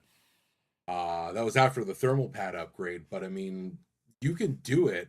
It's going to take a little bit more time, but again, one of the beautiful things of the Apple Silicon, I'll give them credit for, is because the RAM and the CPU and the GPU are all soldered together and they have that just ability to share bandwidth between the same chip. It fucking does a lot. I have to go out of my way to stress the chip out, and don't get me wrong, I fucking stress the chip out with what I do with it. Uh, but unless you are really just fucking doing insane workloads on it, you're gonna never come up across the fucking CPU or RAM limit. Yeah, you might be selling me on one just now. I may have the iPad first just because it's more And essential. you can play Cyberpunk 2077 on it. Hell yes. True, and you can play Shadow the Tomb Raider at 20 frames a second, but you can do it. But you know what? Balatro plays amazingly from all the people that I've seen testing it, because everyone tests Balatro in it. So Funny. You got what was your configuration on this? So you got I got the 52 512? Yeah, the 512 hard drive model. That's the one I got. Let's see. Can I wish I could trade just in tell my them MacBook to from not. 2010? Probably Probably should be able to. not. No, I think I showed up to it once. He's like, yeah, no, this is so old. I mean, if you don't want your 2010 MacBook, I'll fucking No, take it. I'm keeping it. Lame. I did 2012. That shit was the shit. I love that thing. There was something about 2012, 2013 Mac products that are fucking pretty goddamn rock solid. I still have my 2013 Mac Mini that I use as a streaming computer. Those were the last ones that weren't like glued together. You could actually fucking just take them apart and get into them. Yep. Well, I'm gonna for sure get the iPad first, but I think once I get the iPad, I'm probably look at one of these because I do want a tablet or not a tablet, a computer just walk around just write with a lot more.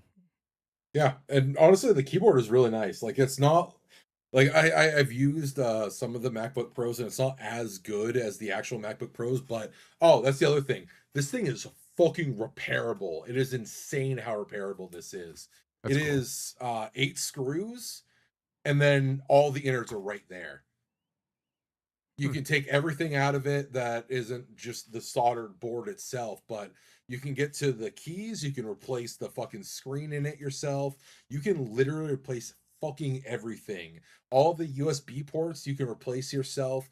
this is the most repairable fucking device that Apple has released in 15 years.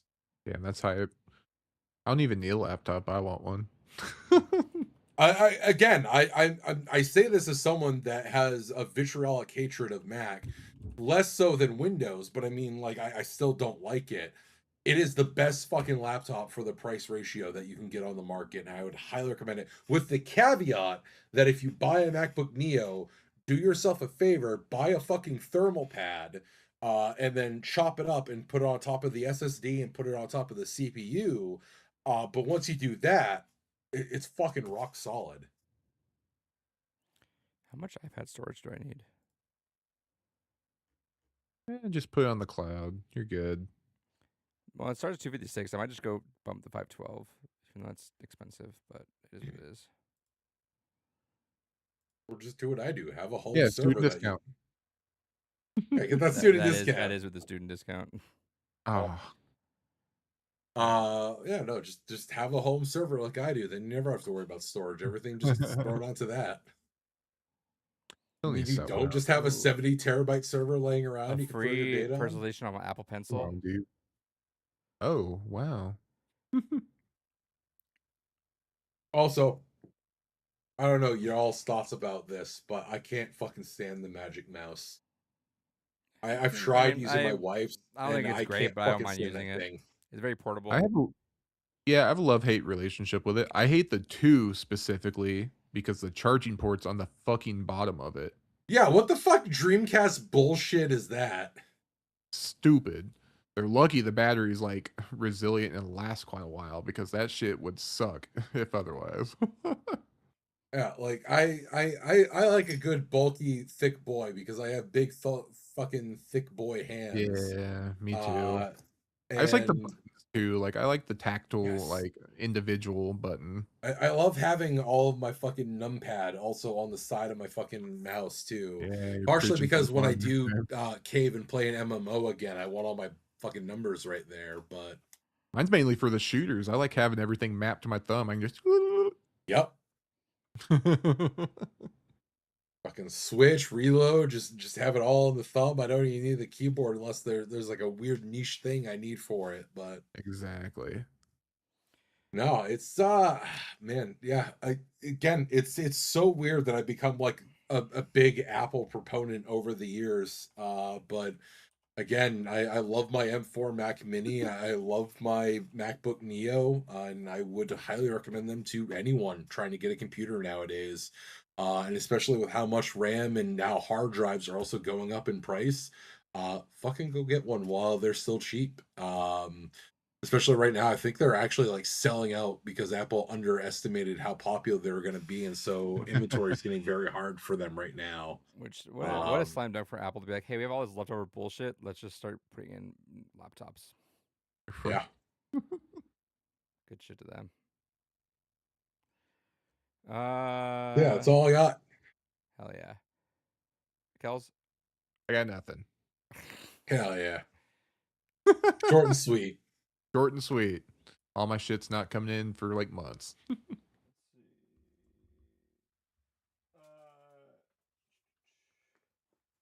a couple of other random stuff I got from my trip. I did get the Steve-O book signed by him.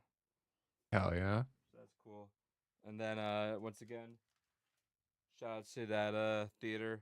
They had this, which is super fucking cool. Godzilla versus Boston. Hell yeah. And the theater obviously makes a appearance in there too. So shout out to them. This is just some cool shit, dude. Shout out to cinema. Shout out to movies. Yeah, that's it. Hell yeah. David, what happened this week? Well, there was the Mario movie. Nice. Tell me about it. How Yeah, do you like we all watched that. Yeah, had fun with it. Yeah, was a fun time, honestly.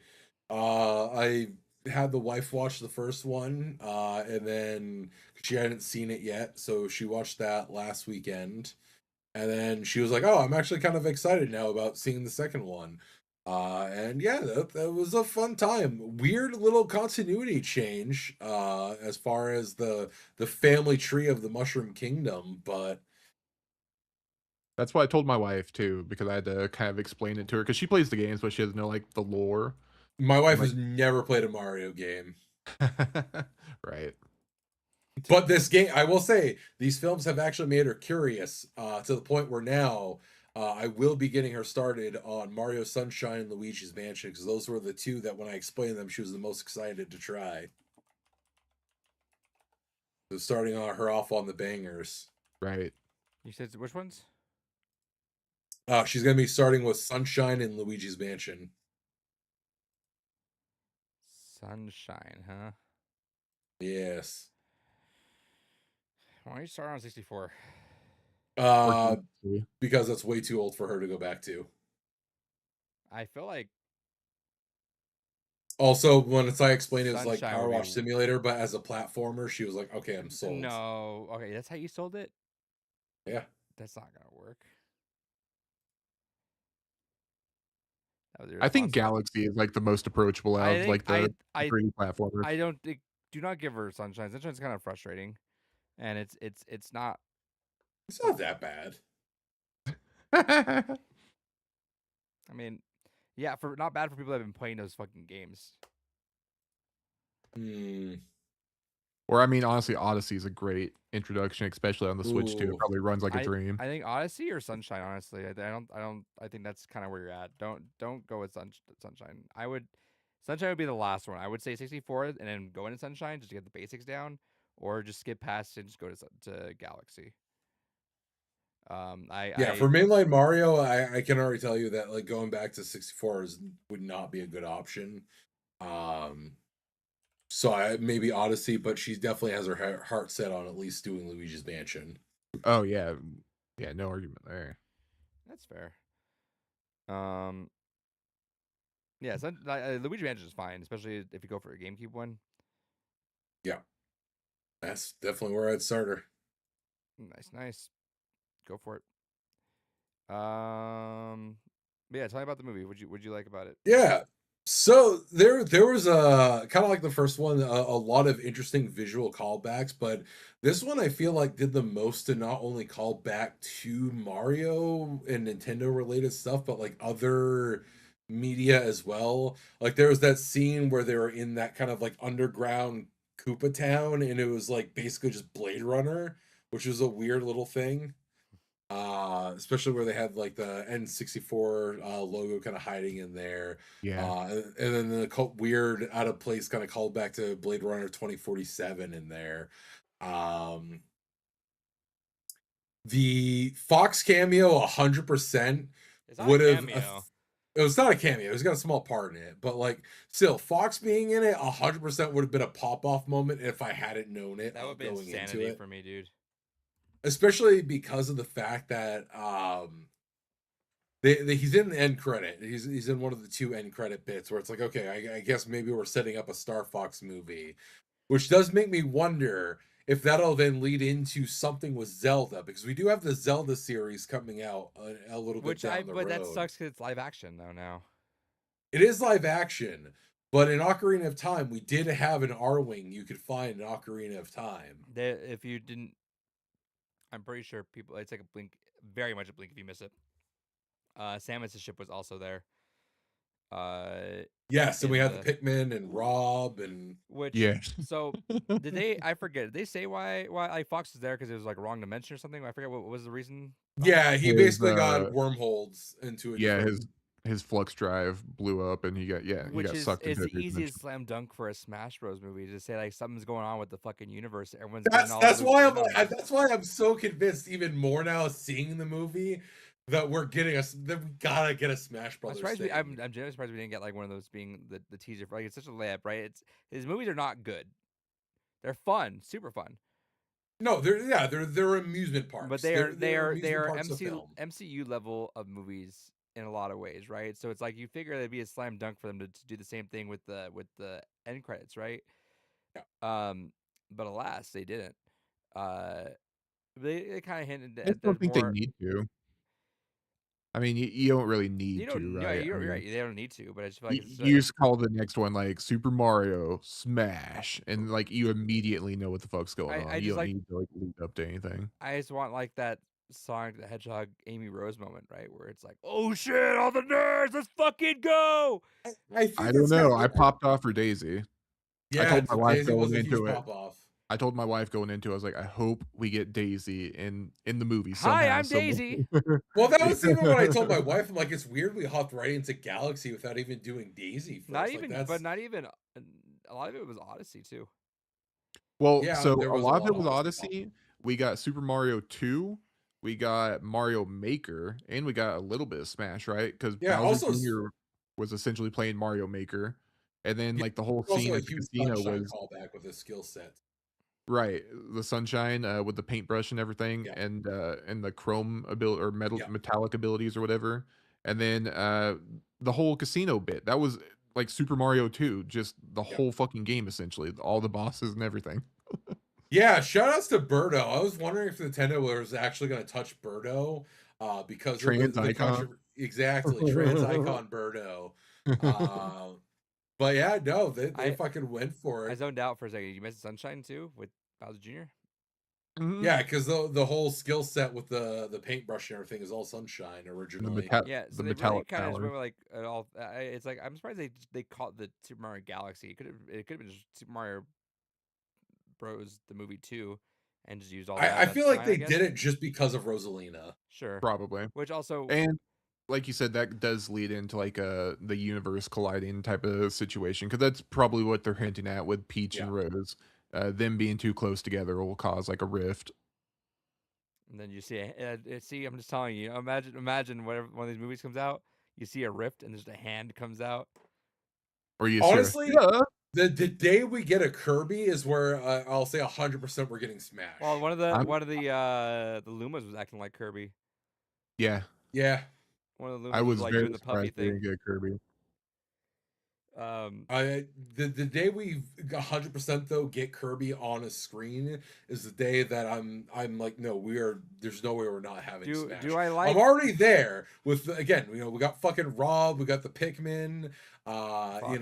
we got illusions, we got Fox, we got illusions to Captain Falcon and Samus. Like we're getting there. But once we see Kirby, I know definitively it has to be happening. Does anyone else get bummed that Illumination's doing this though? No? Not necessarily. Fox gave me very much Illumination vibes though. I liked them, Yeah, the whole movie's Illumination vibes. but like he felt like a character I'm gonna see in like a Minions movie for a second, just like how They did make him a little bit overly goofy, yeah. but at the same time, still think they just kind of captured his character, right? He's the Yeah, it flamboyant fits with the kind of vibe of Nintendo. I feel like Illumination is the best studio to handle a Nintendo vibe because he because is a this little movie bit felt like more. Paper Mario to me. Like it felt like exactly the writing we would get in a Paper Mario. Man, I love the animation like style slash change that they did for his backstory too. That Dude, like Yeah, that like the animation when they introduced Fox was fucking. I'm like, the turn animation. this movie off. I don't give a fuck the rest of the Yeah. movie. Give me a fucking movie of that. Fuck the rest of the Yeah. movie. I don't give a fucking shit. one day. Someone animate this whole thing and I'm in. I'm so fucking in. It's ridiculous. Like Yeah. that shit was sick. I love that. Yeah, I didn't expect to see the whole crew too. That was so lit. It was Yeah, like, Yeah. that fucking frog. the Yeah. fucking The barrel roll joke. We all expected that. I love that even the Lumas were sporting a jacket. Like, hey, this guy's fucking pretty cool, huh? Yeah. Yeah. Yeah. Did someone? But there's little parts of the writing where I'm like, I feel like if just someone that was more dedicated to the source material just went into it, would have really went for it. Because what was it? It's always that cheesy shit, right? When someone on Reddit always makes a thing, you're like, there's a reason why you're not a writer and they're writing it, right? Because it's like this is too cheesy, it's too stupid. But someone I did like the way someone did it, which was Rosalie could have came back, and it's missing moments like this, right? Rosalie could have came back, be like, hey Fox, thanks for watching Lumas, and it could have been Fox be like something like stupid, like yeah, like I don't Have want them. Fox hit on I don't want Rosalina. them to be without a parent. I get how that is. Little things like that. You're Yeah. like, all right. And I see especially you. because there are weird little moments like Toad just disappears at the end of the movie. Yeah. And it's like, where the fuck did Toad go? I mean, like, I get that, Mario, Peach, Luigi, and Yoshi are like the main four traditionally, but like Toad's been ride or die since the first film. And even in this film, he was Captain Toading it up. Where the fuck did he suddenly go at the end of it? Yoshi, by the way, love his intro. Intro Yes, Yoshi was fucking perfect. funny. Love that they Yeah, just guess we'll never know. I love that bit. It's so fucking funny to me. love that he was just one of the bros. Like immediately, they're like, I Yeah, like this guy, and he's just hanging out with them, just palling around, like just no, like it was just lump him in. Don't have to give this whole thing not to build the relationship. Nah, he's in. He's a yeah. cool ass Oh yeah, we dinosaur, got of the course. Yeah, humbles. Oh yeah, we got Yoshi's Island too, I guess. Yeah, because we got the baby technically. Mario and baby Yeah. Luigi and And the all T-Rex. that. Yeah. Yeah. We did get a little glimpse of that. And again, that's why I say, like, it's very much like an amusement park of a film where it's like, yeah, it's not fucking high cinema in any way, shape, or form. Like, I'd never call this my favorite film in any way. But, like, it was a fun fucking time. Like, it got an insane amount of callbacks throughout Nintendo history. The Super Scope got reused as, like, the baby fire. Yeah. Which I am a little sad they didn't repurpose it to be like how it is in Smash, where it is basically just kind of like a gun. But I'm like, all right, fine, fuck it. You went for a different kind of joke there. But I also love that they were starting to build up Bowser. It was like, oh well, like I guess I kind of like these guys. Harkening into like the weird dynamic in history throughout all of Mario lore with them. Right. And then as soon as Junior's like, no, we're evil. It's like, I guess we're evil. Fuck it. Again, a higher cinema, I would have expected to have that like dynamic of they're kind of my friends explored a bit yeah. more. It But just felt like it was very disjointed. Like I I was like really surprised that they jumped a dry Bowser too. yes, I was expecting Giga Bowser before Dry Bowser. Right. but it just felt so disjointed. Like it's like, what was the point of them separating when they just like so easily? Oh hey, what's up? You're here. Yeah, we're here. What's up? It's like there was just so many different points that just could have been. But again, I turn my brain off. I'm just enjoying just the fun ride, right? Like Yeah, I'm not going for something super deep. But to people's credit too, because people want to use it as an excuse, but Lego Movie had a great story, and that has no story, right? So it's like there is a world where they can make this a fun story as well as a fun ride. So I can't think we can't just yes, give it a full excuse on that end, but it is a very fun ride. yeah.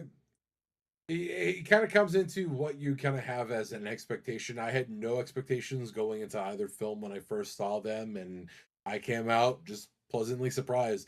Especially where, again, we've seen so many horrific fucking video game adaptations that kind of miss the point of what the games were all about to begin with. That, yeah, you give me something that's fun, not great, but fun. Like, fuck it, I Fun I, and I will captures take that. yeah, and captures like the spirit of the game at the core of it for sure. Exactly. Right. Um but yeah, no, it's a good time. I'm happy with how it Which makes worked out. me so I feel like it's kind of easy for him to get away with that with Mario, right? Because it is kind of like a simple story at the end of the day. It's just now starting to get like more fleshed out as we get into like the higher definition games and like the more like RPG element type games for it.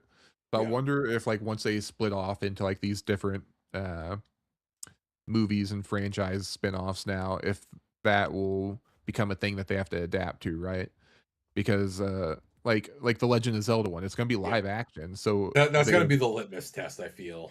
right, so it's gonna have to be a completely different tone. Like you can't do the illumination shit. I mean, your main protagonist isn't even gonna be speaking, or maybe Hopefully will. doesn't. I Hopefully doesn't. yeah, right. So it's like, how the fuck do you do this? Basically, child-friendly Geralt is how you do that. Right. Just a lot of grunts and just like,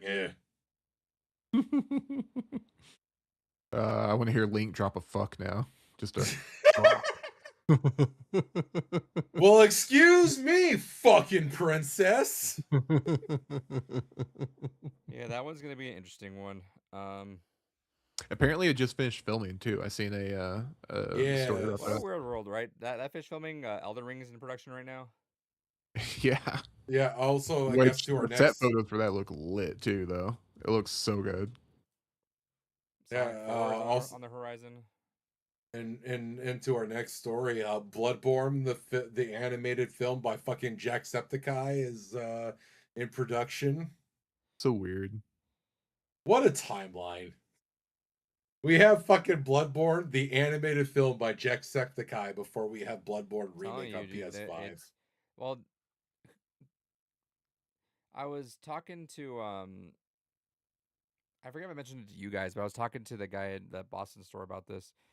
It's super interesting what A24 is trying to do, and now I guess what Sony's trying to do, right? Which is like they're trying to go for that YouTube realm of like let's get some of these guys that are really good at making videos directing, and let's get that new blood in there, especially like with Kane Pixels, right, doing backrooms. And it's like if you guys treat them well, give them a good movie, and everything works out, you guys just open so many doors for your all of your new blood to come in, right?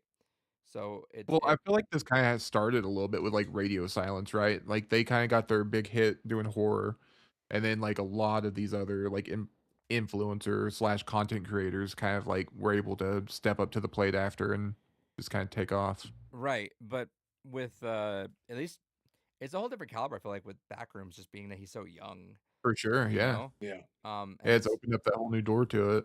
right, and it's like if A24 treats you well, then that's gonna get word across that whole sphere, right? And be like, all right, cool, let's just start getting these guys in on it because these guys know the market. These guys pull the views on YouTube that might not be pulling in through theaters, right? Especially with that whole like Gen Z going to theaters more. This is like the dominoes are lining up perfectly for things to work out if they hit it out of the park. Um, so I'm genuinely curious to see how that works out, especially again with Markiplier doing his thing, Jacksepticeye now doing his thing. It's like it's so weird, but like somehow it's not doing bad. You know, it's like it's working out in most favors. Of course, There's there's gonna be a some stumbling, but there, there's also another indie game movie that's like out right now. It's called like Exit 8 or oh something like right, I that. want to see that. Yes, that Japanese horror one. Yeah, Yes. apparently reviewed really well too. Yeah. Yeah, I I've been should hearing look good it things again. about Jesus, David, back it. to drinking. I wanted to play it first before I got through it though, because that's usually how I am. But when do we get a Felt Blueprints that. movie? Right. That'd be fun. Um, or what was it? Our Hotline Miami movie? Yeah, That'd be so sick. What's up, Trey 50? it'll get made. It'll happen. We'll make it happen. Dude, I Self-funded. wish. I fucking wish. That'd be so sick. Anyway, Bloodborne. Have you played Bloodborne? I have. I just haven't beat it. I need to. I guess I can play it on PS5, right? I just need to Yeah. grab it and play it eventually. Yep. I'm curious. What did we ever get? Because it's always just been rumors about what actually happened behind the scenes with it, right? So, uh, kinda. Essentially, the creator he came out and said he would like to go back to it and he wouldn't mind like a remaster, but he's essentially said it's all up to Sony. What the fuck is happening with it then? Right. So we're mentioning the Bloodborne thing. I don't understand what is happening behind the scenes with that, right? Because like Kel said, the creator said they want to do it, but Sony doesn't want to do it. But Sony obviously cares about his IP enough to do a fucking movie on it. Well, from my understanding, it's actually Miyazaki at From Software that doesn't want a remake to happen with it. Miyazaki said he's open to it. He said the ball's in Sony's court. Interesting, because I've seen other things talking about how after what happened with how they viewed that Blue Point handled Demon Souls, they didn't want anyone remaking it unless they were directly involved. What do you mean I how think Blue that's the Point fucking thing. handled it? It was fine. It was good. I think that's the thing. Like it's a thing of like he doesn't mind it but it's like they would be doing it. Like Yes. it'd be a From Software Then work. do And it. yeah, and that's his thing. It's like, hey, it's up to Sony. Like if they want to do it, let's do it. But it also kind of gives like how open are they really, or is that just kind of like, oh yeah, we're amenable. We'd work towards this if they wanted to, or if it's kind of like them just being like, we have Armored Core, we have all this other shit that we can be doing that's not just going back and remaking a game. Like, do we really want to be doing that? And or if they actually do want to do that? I mean, Yeah, I feel like putting Bloodborne on PS5, and let's be honest, and by the if they started it now, realistically, it'd be PlayStation 6 at this point. I wouldn't You'd doubt it. fucking print money. Yeah. Oh yeah, it'd be a money printing machine for sure. You know, they got to rev up them fucking Excel spreadsheets that they code their goddamn games in, and fucking get the fucking money factory going. It feels like a weird missed opportunity with the lack of content PlayStation had over this, and it might have been just a whole online service stuff that they were kind of going for, right? But man, with just like the lack of games this whole generation, it's like, damn, that was such an easy layup of a game to have. Just Again, we shouldn't be heading into the next generation. This generation had so much lost fucking titles and just nothing really pushing the fucking consoles that are currently out now to their limits, because so many games spent like fucking 5 to 7 years in development just to be get canceled. Like, in the grand scheme of things, nothing has really come out for modern consoles. I am still actively buying brand new Switch and PS4 games Expedition 33. because, yeah, I think Grand Theft Auto 6 is probably gonna be like one of the first big ones that would be like, oh, okay, this is what we're talking about. Yeah, like yeah, it'll be what was it, like, when was it? 2020 was these. So what? By next year, it's looking out, or is it still slated for this year? Yeah, it's still it's slated still for this fall. technically So- slated for this year. So They're- 6 they're years trying to- later, finally we're like, hell yeah, these consoles that are only getting more expensive, by the way, finally worth Yep. it. Right, we're finally there. Meanwhile, over at Bethesda, they're still saying don't count on Elder Scrolls 6 or Fallout 5 appearing anytime soon, even though it was almost 6 years ago that they fucking even announced that they were To be working on Elder fair, Scrolls I don't 6. think anyone should have thought they were in development. Like I feel like we all knew that, because it's like, yeah, they're announcing a bunch of shit just as damage control for Fallout 76. But still, they're saying it's shit. like, and I get that from like again, I feel like we truly shouldn't be announcing anything unless you're a year out from actually releasing No, it. that shit reeked of like we're never gonna see this. It's gonna be a long time till we see this. But that's what fucking baffles me, is like, again, development cycles are so long, 5 to 7 years. That is what most people consider the lifespan of a console at this point. 5 to 7 years has been the traditional lifespan of the console, aside from PS3, Xbox 360, which they had a 10-year lifespan to them, arguably 11. Like, most console generations already come and gone by the time that a modern AAA game is releasing. Why the fuck are we worried about the fucking PS6 and fucking next Xbox at this point? We shouldn't be. Give it 10 years and then start actually worrying about fucking making sure that's out there. I just honestly think it's all a shareholder thing. Yeah. Just trying to push 100%. the next thing, try to push the new SKU. Yeah. Because why are So- you trying? You if PlayStation sold 50 million, why are you trying to sell for another 10 million if you could just start selling that 50 million all over again? Right, people already have a PS5. Sell them the PS6 now. Which is annoying because people don't have the PS5, right? Because they're still buying PS fucking 4 games. Exactly. Like, And they want a PS4 game remade for the PS5. So funny. this whole the console market's so fucked. And again, we're Yeah, already it's getting seriously early fucked. reports that the PS6 and the next Xbox won't have disk drives. And again, full stop. If they do not have disk drives and there's no means to play physical fucking discs on either of the next gen consoles, I'm not fucking getting them. Yeah, Full me stop. either. I do not get them. I feel a little bit of faith behind this new Xbox leadership. Shockingly enough, I don't know. If It's been You want to weird. use that for a segue to talk about them then? Yeah, because Yeah, it's it- weird. I don't. that- There, Yeah. nothing in the setup should have been for good news, right? It looked like bad news bears because like this From the girl, jump. yeah, this girl. From the jump. I don't want to be that person at all whatsoever, but like I think they caught her like having an Xbox family account, like as which again, who the fuck cares? But I mean, you do want someone that like knows the ecosystem enough, right? Well, they caught her account, like, the achievements being, like, artificially boosted is, one of the things, 'cause, like, Well- someone just, like, happened upon it and seen, like, the gamer score, and then, like, not too long I think it was, like, a few days later, it just, like, had a dramatic jump. Maybe was like, she's just okay. powering through. She had a gamer moment. Maybe that could have been. You know, she's like, oh shit, I'm gonna work at Xbox. I gotta fucking start hauling That'd be ass. badass, honestly. I have to show how much value there is in Xbox Game Yeah, Pass. Wait, give me a copy of Avatar: The Last Airbender, The Burning Yeah. Earth. I still have never played that game for that. I've been saving it like for a nuke button if I ever get into an achievement war with someone.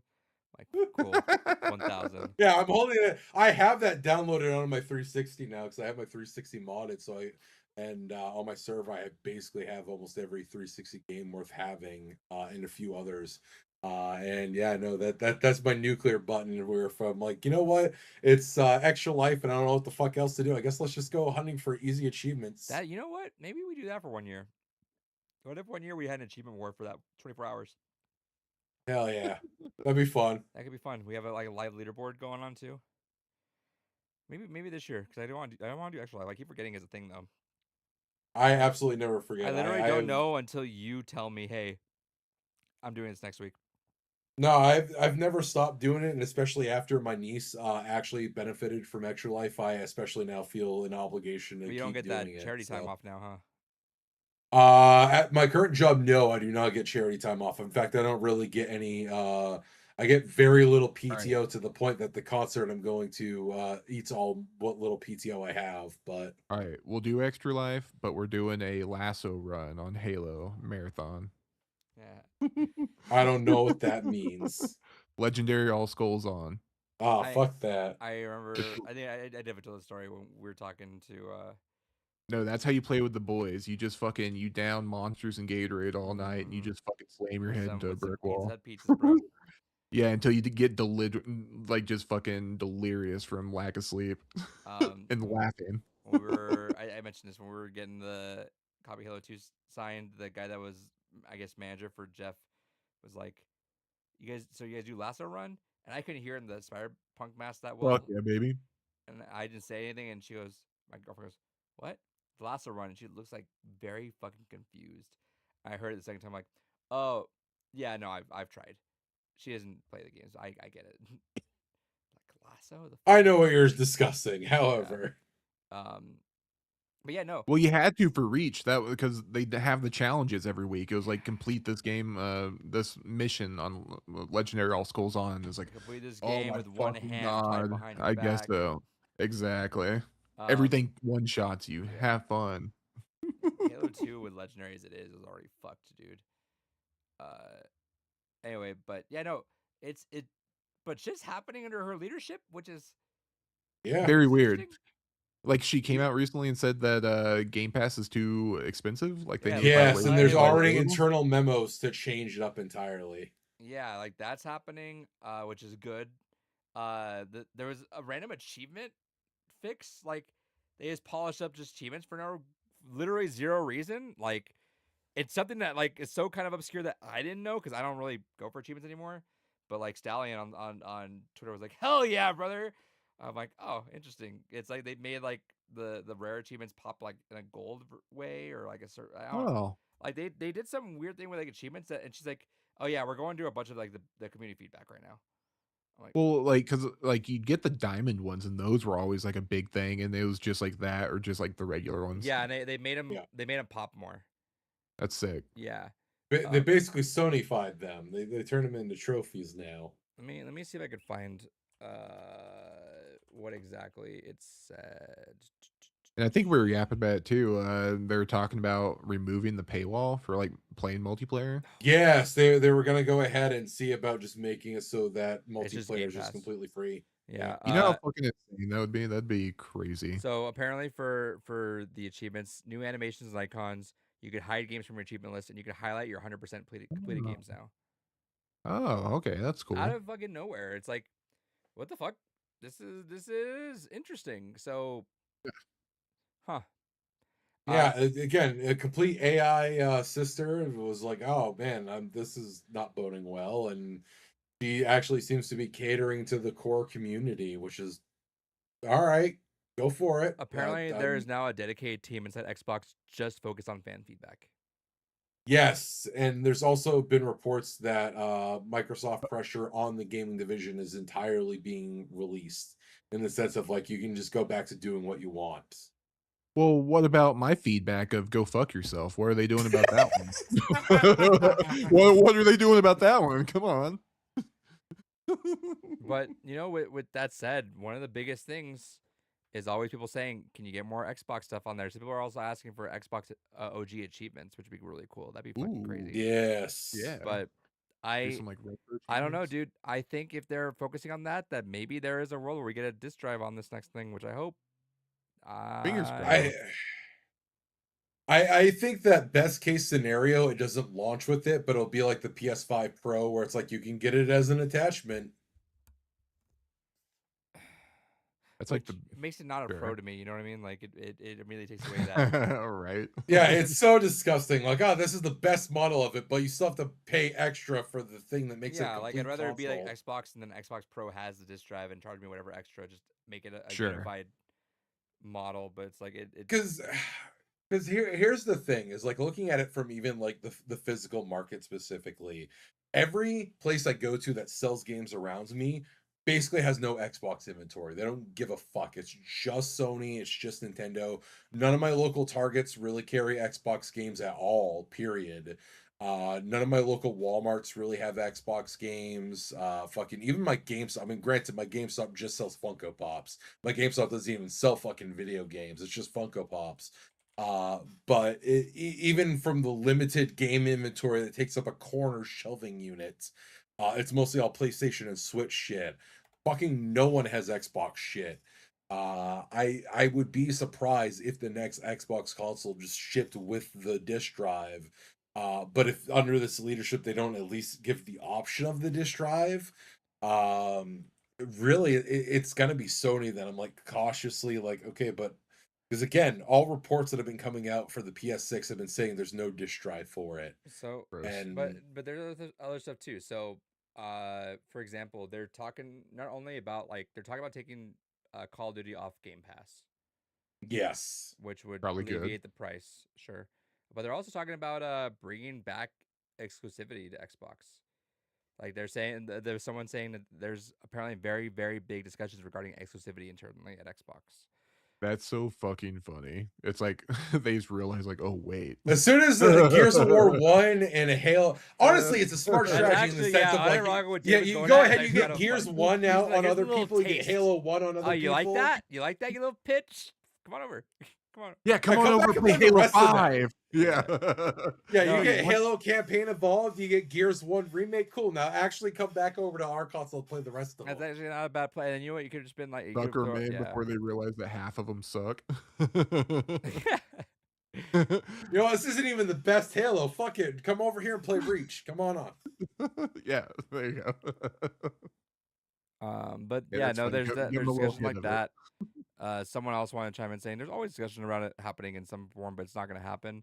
I don't know, dude, Well, because I like personally, I always think it's best for everyone, right? Because exclusives are just annoying. But like, sure. I'd be dumb to also just like ignore that they help a lot. You know, like the X like you're like David saying like the Xbox section in a lot of stores is just gone. Like it doesn't. No one gives a shit about that. But also, it's like they don't give a shit about it too, because right the like they don't even This come is with an discs. Xbox. There's no discs in the fucking like in the cases for some of them now. You know, it's like it just felt like you guys And didn't. even then, a lot of Xbox releases aren't even on disc. Again, I still haven't bought Doom Right. Eternal, or not Doom Eternal, but Doom the Dark Ages, because even on PS5, it's not on disc. What the fuck is the But point just of because buying it physical? just because things are downloadable doesn't mean there's not a want for it physical, right? Like Pocopia was gone. Pocopia sold Yeah. the fuck out right away when it came out, dude. Which is a begrudging buy that I fucking bought 2 copies of it. Really contributing to that fucking problem for the wife and I. Yeah, I didn't want it physical for like I prefer if I had it digital honestly right now because I get annoyed having to take the game fucking out. But like, I mean, it was gone. Like I got lucked out and I picked up someone's pre-order. They just someone didn't pick up. So like that, I like there is a presence for that stuff physical in store still. I think this is a solid time for Xbox to just turn it all around. And so, and they did announce like the whole here's the next Xbox Project Helix or whatever. No one gives a shit, but I think there is a world where people start giving a shit if they play the right fiddle, if they start going for some stuff like like The generation was such a clusterfuck of just disappointments. If you just play the right tune, hey, this thing can play all your original Xbox stuff. There's some achievements on there. There's a disk drive on there. There's all Yeah, this there's other a stuff disk on there. drive, and you can throw your original disc in it, and that'll be God, like what a You know, the cruel irony is the cruel irony is Nintendo is actually doing what Xbox tried to don't. do a while Right. ago, Nintendo do which what is X don't. Yeah. Huh? Nintendo does what X don't. Exactly. But no, like Nintendo currently with the game sharing thing where it's like even your cartridge game you can put and then be like, okay, loan this game out for like 2 What weeks to a Xbox tried to friend of do a while mine. back, but they just did it not in Yeah, a smart yeah, way. everyone got pissed with it, Yeah. myself included, I'll admit. But you know, this is a huge time to go ahead and do it. But like, yeah, this disc license key basically go ahead, loan it out to people, especially where if they truly capitalize on that being the ecosystem, because it'd be the only console that from their very first console to their most recent one, if you were committed to that ecosystem, could play the vast majority of the whole library of the ecosystem still. Again, weird fucking thing, but there to kind of tie it into another news story I was going to talk about later. But on the original Xbox, uh, Xbox turned down Square Enix's bid to go ahead and be like, "Hey, let's put our stuff on the original Xbox." They're like, "No, we don't need you guys. Fuck off. You're not going to be important to our You strategy." think Don Matrick is Um, sitting back right now? You fucking idiots! I told you. very You likely guys because weren't ready. because the whole it's come to light that like Square basically told Xbox that like Sony's gonna dominate the market because they have so much third-party RPG support and so many creative weird shit. You guys are gonna go ahead and have your core platform, but if you're not getting a lot of the third parties, you're not gonna go ahead and really do much for the next cycle. And that's basically what happened for the first lifespan of the OG Xboxes. They yeah, you had Halo and you had a few other first party things that kind of stood out, but it wasn't until the early days of the 360, but then ultimately again the PS3 won out long term.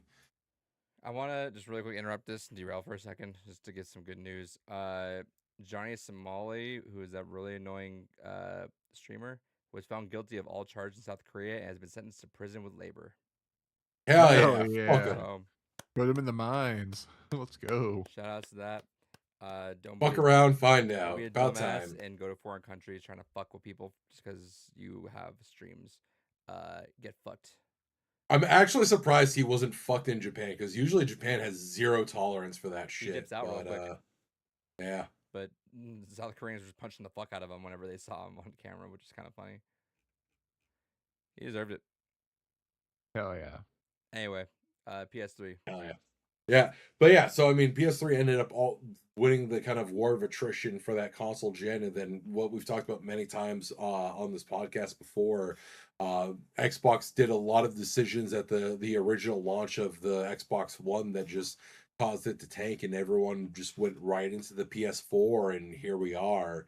Um, Xbox has a lot of ground to gain, but I feel like if they really doubled into the fact that you know if you've been that person that's been since the Xbox original, I hate that I can't call it the one because Xbox One is a fucking the third console in the goddamn fucking console family. But the Xbox original, you know, if you got your original Ninja Gaiden Black and Cameo discs, or not Cameo, because that was 360. But you know your original Halo 1 disc or whatever, fucking just laying around to throw in there, you know, you can just experience the entire width of it and then bring back that idea of And like, oh yeah, then- lend your shit out. But not only that, but also the how they upgraded the games too. Like there are some games that run better on Xbox than PC.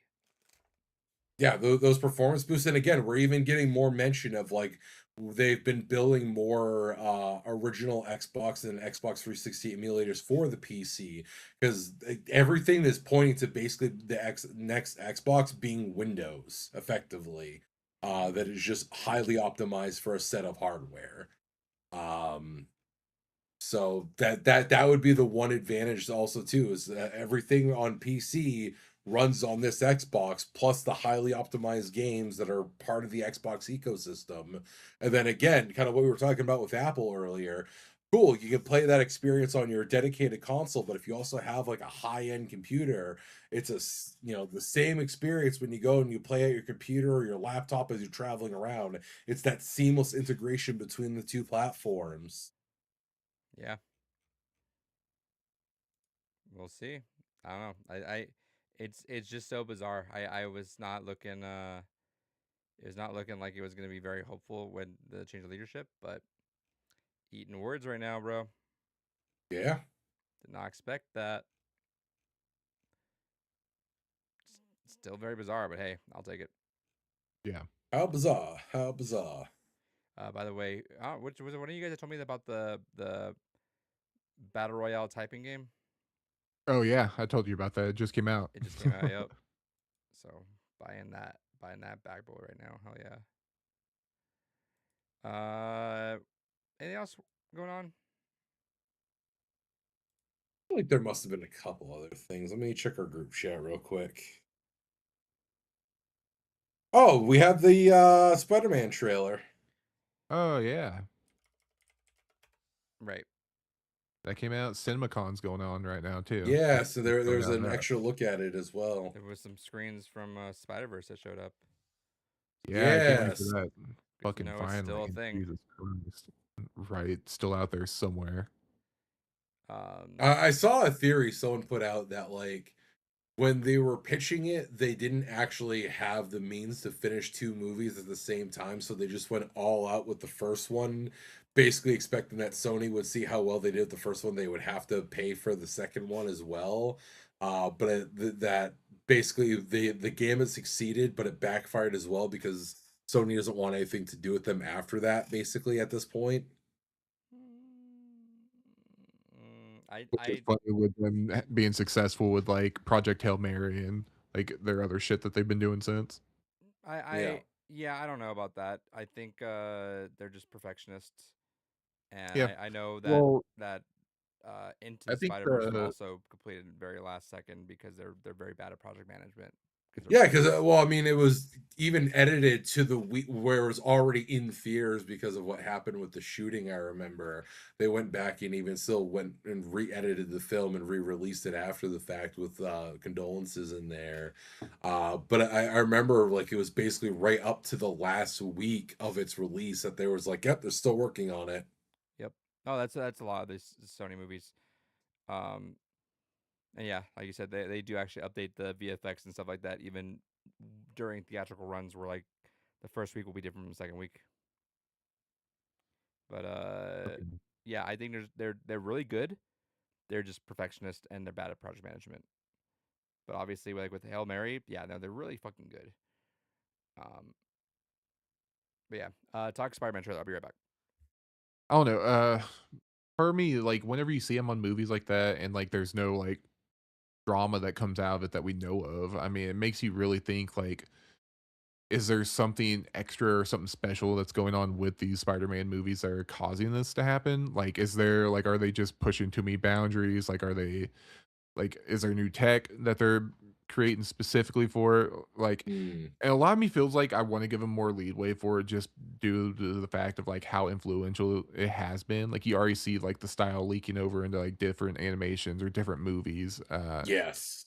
Like the new Ninja Turtle movie was like almost an entire ripoff of the art style and just kind of like Oh, the aesthetic was 100% aesthetic. ripped It's off. just Yeah. unfortunate that it didn't win Best Animation because it was the most stacked year of all time for that for Across the Spider Verse to try to compete in animation. Yeah. Right. Yeah, you're not For winning that one. sure. That's unfortunate. Every other year you'd win. This year, no. Sorry. Right. And I feel like it's one of those ones that every year that it does come out and it's qualified for awards, it's going to be like one of those front runners for it just due to the fact of how defined and how much they are willing to push limits and how far they are willing to push past those different barriers to get something that's artistically unique from it. But yeah, can't No. wait. I'm just glad that it's still a thing. That it's not because I think the thing with the other movies, it's been notorious that they like rewrite it a lot, so they'll have to go and completely redo like animations that Yes. are already done just because they're like, that doesn't work. Well, let's trash it. Yeah, again, I'm fucking stoked for it. The Spider-Verse films have been some of the biggest breaths of fresh air just in general, not even from like a superhero movie standpoint, but even an animation standpoint. Yeah. I feel like there was so much homogeny happening in the scene, but then we started to get stuff like Spider-Verse and Flow and a lot of other things that were just finally just being creative. And now here we are where an indie On style. animations where we're getting like Digital Circus is getting their last episode in theaters, and it's wild that like an indie purely a release on YouTube indie thing project is getting released like that in theaters, and it's fucking wild to see. No, it's definitely a really neat thing. Definitely, I don't know. I'm always a sucker for whenever the boundaries for animation are getting pushed and getting elevated, kind of being brought to the forefront for sure. 100%. Makes me feel good. I did see one other thing that we didn't talk about earlier. Rockstar did get hacked. They basically had a bunch of financial information get leaked because they refused to negotiate with terrorists. And basically, all that came of it is, did you know Rockstar makes a lot of fucking money on GTA Online? Well, what else came from it is their stock actually went up in value after. Yeah. Wait, it's confirmed that they make a fuck ton of money on that? Oh shit, keep investing more in them. Right. Let's double down. Actually, triple down. Fucking ridiculous. Although speaking of Rockstar and Grand Theft Auto, there's been a lot of back and forth murmurs within the Xbox studios, as we've been talking about already. But one of those murmurs was talking about the fact that Fable could possibly get delayed into next year. They're trying real hard to make sure that it's not, but there is a distinct possibility that if it releases right up against GTA 6, that they're just gonna say, "Nah, this isn't our year," and push it back. Which, you know what? I don't fucking blame them. Yeah, I really don't either. I mean, the only saving graces I feel like they'd have is GTA's not going to be on PC, so the PC audience isn't going to be able to play it. And while meanwhile, Fable, I'd assume would be simultaneously released PC and Xbox, so you'd have some sort of market, and of course it'd be on Game Pass. But yeah, no, releasing like as a big AAA type of game around that same time period is so stupid because you're obviously Releasing not really. anything, period, at that time period is gonna be rough. Like, I feel like even like the biggest blockbuster of films, like if you put Doomsday up against GTA 6, I don't think even Doomsday is coming out unscathed from that scenario. I feel like you can get by with it if you're like just completely out of its lane. Like if you're some indie game that's like a cozy home builder or something, you probably won't get touched by it because the people interested in you aren't going to be interested in GTA and vice versa. But yeah, Mm. anything else like if you're looking at like the Steam charts and you're like, "Oh, what's coming out and what's coming out in the next week?" Like it doesn't matter. Like if you're like not like in a completely opposite demographic, you'll be like, "Oh, GTA, hey, I forgot about that. Guess I'll check that out." Well, I guess it's not gonna be on Steam, so it doesn't matter. That's a big It thing, I will be think. Steam eventually. I think Eventually. Rockstar's given up on their third-party launcher at this point. Well, I mean, they don't even do PC launch at first. They usually do like a year and a half later. Oh, I forgot about that. Yeah. So it's gonna be console only. That's what I was saying. Like maybe Fable gets that leg up because they'll have like a PC audience and they'll have the Game Pass audience. But yeah, that's a huge maybe and not a maybe I'd I'd launch the game on. Yeah, I don't know. Again, I got no horse in that race because I am not a Grand Theft Auto person. Um, I just think it's stupid on like they knew Grand Theft Auto is launching this fall and they're still like, "Yeah, no, we'll just give it a fall date as well." Even though it's been pushed back several times, like, I don't know. well, I mean, I feel like it's kind of been one of those things where it's been such a moving target that it's hard to really Just commit plain to like, chicken. yeah. Because like, how much can you really keep pushing back your own project until it's like, this is a moot point. That's so funny if GTA is just trolling him this whole time. Imagine if it's just a shadow drop at this point. Like they're like, oh, we might release it. We might release it this date. Fuck it, it's out today. Enjoy, assholes. Speaking of, I've been seeing people say that Nickelodeon should just do that for the new Avatar movie since it got leaked as well. Yeah, I gotta go looking for that, but I saw it leaked to Twitter and it's been kind of circling around. Shout outs to that just happening, I guess. Just it was like found. I think it got emailed to the wrong person or some shit. Yes, Or it got someone- emailed to the wrong person. And they're just like, oh, here you go. It's on Twitter now. Enjoy. That's so insane to me. It's a bummer for the people that made that game though, or made the movie. Oh yeah, for sure. I Especially it mean, I'm being, sure that's not the way you wanted your hard effort to be shared around, but and it's like the first big animation since Legend of Korra too. I mean, we've had the live action, but yeah, cares? it's been the last actually interesting product since the Legend of Korra. several. Actually, no, some of the several- comics have been really good. I'll Fair. give them that, but The games have not. no. Well, I mean, the new Avatar fighting game might actually be pretty good. From all the Maybe. footage I've been seeing of that, it's actually popping off. Speaking of which, also shout out to the Invincible fighting game. That's been actually looking pretty fucking sick nasty for what I've been seeing. Yeah, I was tempted to hop in, but I'm just gonna wait till the full release. Yeah, Excited ahead. for Invincible to wrap up because I want to binge that. It's been really good. My students have been talking about it. I'm like, shut the fuck up. Yeah, it's been a great time. Thoroughly enjoy.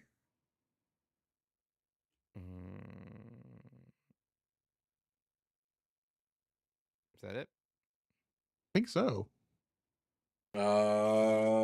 Yeah, I think that's about all the stories. I don't see anything else standing out to.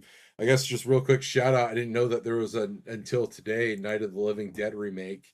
And that apparently it's starring Mr. Monday Night himself, Rob Van Dam. What a weird fucking choice that is. So crazy. Yeah, what? Interesting. Wonder who had the idea. It's like, no, we need him. You know what this movie's missing? The biggest stoner in wrestling. Let's fucking go. Although, you know what? Shout outs to RVD. He's been one of the only people that's been owning up to the heinous shit that happened on the plane ride from hell incident.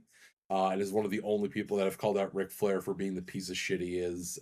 So shout outs to RVD. Someone, Shout out. I'm reading through Reddit, or not Reddit, Twitter. It's not gonna happen because that's too much, I think. But someone mentioned, is it just me, or does it feel like the picture of Miguel going after Miles looks like Miguel's wearing a symbiote suit?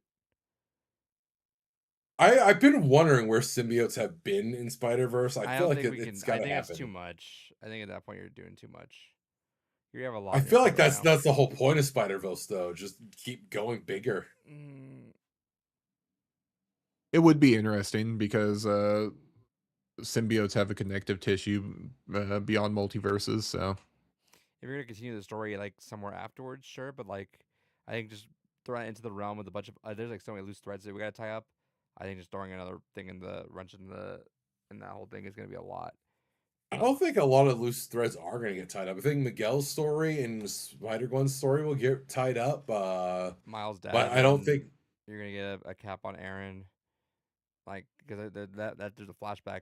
I'm still in going to there. be Yeah. very surprised if we don't get Madam Web. I think that's going to be like the big thing for the last movie. We're going to get like the Web of Destiny, and we're going to get Madam Web. We're going to get to the center of the web. Hey, but yeah, how that's a good hard? call. How fucking hard is that Spider-Punk still though? They showed. I know it looks so Yeah. good. Just We're gotta- going to save your Gonna father. save your dad. It's like, Yeah. all right, Aura Farmer, dude. Hell yeah. Speaking of Aura, David doesn't know anything about what I'm about to say. Kels, you might be more in tune. You've been keeping up with the Coachella performances? Yeah, a little bit. Justin Bieber one was kind of funny. I people complain about it. I don't give a shit. I think it's fine. Like, I'd be very upset if I went to that. really, I don't know. Like, it seems Yeah. kind of chill because like that's his roots. Like, it just seems kind of like you're just seeing a dude that doesn't Cool. really do I so paid a much of bunch that of stuff. money to be here.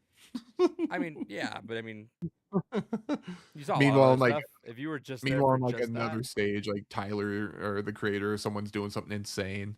It's like, okay, we're sitting there watching this dude scroll on his MacBook Pro. Fucking sick, bro. I feel like it'd be fine. But I mean, that's fair. But Nine Inch Noise though. You see that? Yeah, see, you could be watching that. It said you're over there fucking watching Justin Bieber. You're stuck in the crowd. You can't get out in time for the Boys Noise or whatever show. Dude, Nine Inch Noise, they had some fucking aura, dude. Fucking Trent and his wife just back to back like that, just fucking belting out. I'm like, all right, bro, that's some goals right there. There's 6 kids out there who look up at the screen right now. They're like, that's my mom and dad. I'm like, what the fuck is up with that, dude? That's insane. I was showing that to some of my students. I'm like, the fucking way they just like went back to back, almost superhero pose for a second, singing or fucking just belting out heresy, yelling "God is dead." I'm like, damn, dude, that's crazy. That was Yeah, fucking peak. Um, they're I've been hearing those remixes little by little since last year when I kind of got a peek of it. Then I stopped until I went to the concert. Now I'm listening to it again since now that I did that. But they have the whole album of their remixes coming out on Friday, which I'm so excited for to finally have a high quality of that. Um, Sick ass show though. If you get a chance to just like peep the Nine Inch Noise full set, it's so hard. It's ridiculous how hard it is. Just want to talk Aura for a second. Um, yeah, I think that's it, right? I think that's about it. Yeah, I'm not seeing. I scrolling back up, and I don't see anything else standing out in Oh, our chat We history need here. So update. What's Cyberpunk card game at now, Kels? Oh, good question. Because they crossed the 2077 threshold. yeah, Do, do, do, do, do, do, do, do.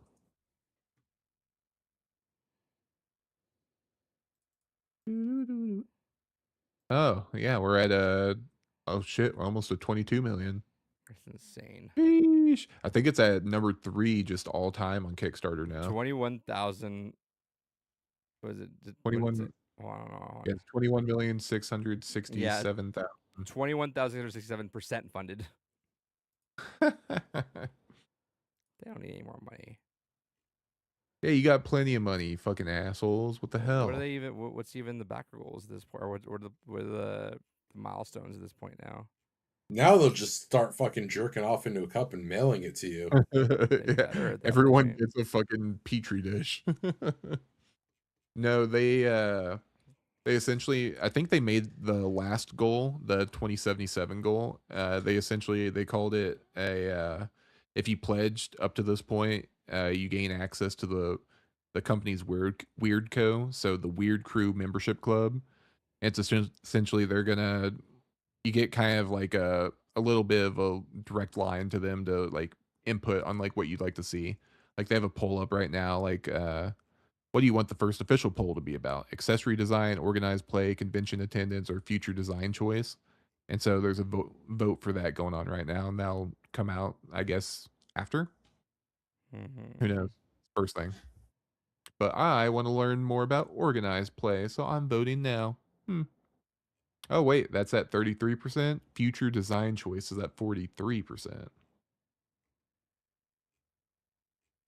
Yeah, Cool. this page is like I'm just scrolling forever, dude. There's so much shit on this page now.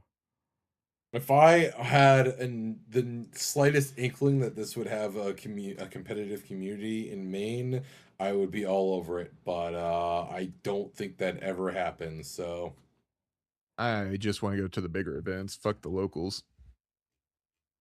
I mean, considering bigger events for me is still usually typically either Boston or New York, which Boston is manageable. It's a 2-hour drive. I can handle a Boston trip. But anytime it's like, oh yeah, you got to go to 11 hours to the tri-state area, it's like I'm fucking not bothering. Hey, you'll probably have like organized play events that are around like the mid-level size. We don't even have fucking Pokemon events in fucking Maine. Like, we're gonna get fucking Cyberpunk. Well, yeah, like Star Wars, they have events in Augusta all the time. I think they even had one for this set as well. So I mean, they'll got Star Wars in Augusta. Fuck off with that. There's no way. yeah. David just doesn't know how to search. Well, it's not like weeklies, right? It's the bigger events. Like for Star Wars, they're called planetary qualifiers. They're like 100-person plus events, so they're like big events. And those are kind of like they're bigger ones, and they have sectors, regionals, which are like 500, 400, up to 1,000 person events and stuff like that. But the qualifiers, they're all over. You just have to hit them up and find them at the right time, sort of situation. I'm sure Cyberpunk will be the same way. It's the same way with like Lorcana and stuff. They have like smaller store level qualifiers like that. They're almost like RCQs for Magic, that type of Yeah, situation. looking for Star Wars. Okay, yes. So there's one event that happens within 50 miles of me for Star Wars, which is Augusta. So there is one event that does happen for Star Wars specifically Right. around me, which is Augusta. Right. It's probably like a one-off, like bigger qualifier event or some shit that's happening. Yeah, let's see here. But I Sponsored know there's by Greenhouse Games, it looks like. Greenhouse. It makes sense how this Kickstarter blew the fuck up though with the money though, because like they really egg you on to want to get the $350 tier. Well, it's kind of that, and then it's a lot of just hype behind it. Like people like the game, they just want No, more I of believe it. that, but I mean, I'm looking like how the beta box comes in the Netrunner starter kit, and the beta Right. box is the one that's gonna get all these crazy foils. Well, and the thing is too is so I just learned it recently, but the beta box and like the actual booster boxes that'll come out later, they'll have different alt arts. So each one has 31 alt arts in them, but the beta boxes will have a completely different set of alt arts compared to the full release Think it's gonna be pricey boxes. then one day. Oh, I'd imagine, yeah, if the game goes long for sure, or even if it has like a really explosive start that like carries on. Same shit's going on with Riftbound right now. Like if you have set one boxes or if you have any of the sealed like limited promo stuff, they'll go for a few $100 right now. Yeah, it's with every TCG at launch. Just, if you are aiming to invest, never, stock up on as much as you can physically afford at the Kickstarter launch. Never open it, wait a year, sell it, make fucking insane bank back. Yep. I mean, that was the whole thing with MetaZoo, is that MetaZoo at the end of the day ended up being a massive pump and dump where the game was pitched heavily of like, oh, we're going back to the old Ken Sukimori Pokemon art style and doing like a classic Pokemon TCG style game. Everyone fucking went in on it. And then basically after a year, everyone sold all their allotment that they had for MetaZoo. And then the game just immediately died right after that. All right, so I buy this and just sell it in a year. Yeah, I basically. mean, that's why I was kind of tempted. Well, I was tempted to Get two of them. just sit on the beta boxes and just buy regular boxes whenever they come in to play with. Yeah, hold on to the Kickstarter inventory, and then I wonder if it's you know, gonna you, do that like well though. If this is blowing up to be like one of the biggest things ever, if it's gonna be like over an inundation, you know what I mean? I mean, good question. that's the fun speculator market, my friend. Welcome to TCGs. Well, and that's also the big thing. Like I always tell people, like don't get into TCGs to speculate or invest or anything like that. Get into it because like you like the game or you want to find Yep. like a community to play with, have fun with it, and then the rest will follow. Right. You'll Yeah, but because I mean you'll crack a pack and you'll find a card that's like, oh shit, this is worth a few $100. I mean, there you go, you made money. Oh, I watched the drama. Forgot about that. Oh yeah, It what'd was you good. watch? Oh, the drama. Okay, Yeah. yeah. I enjoyed it. It was a good time. It was a Hell yeah. hell of a movie to take your date to. So please go do that. Hell of a time. With that said, they were wrapped. yeah. Sure. Yeah. Also, you have another weird trivia thing for us to do. No, I've been too tired. Dude. Hell yeah. And we had a lot to talk about anyway. All right. David, what's the Third Amendment? Always bet on black. That's what Moses said. Yeah. All right. Goodbye, stream.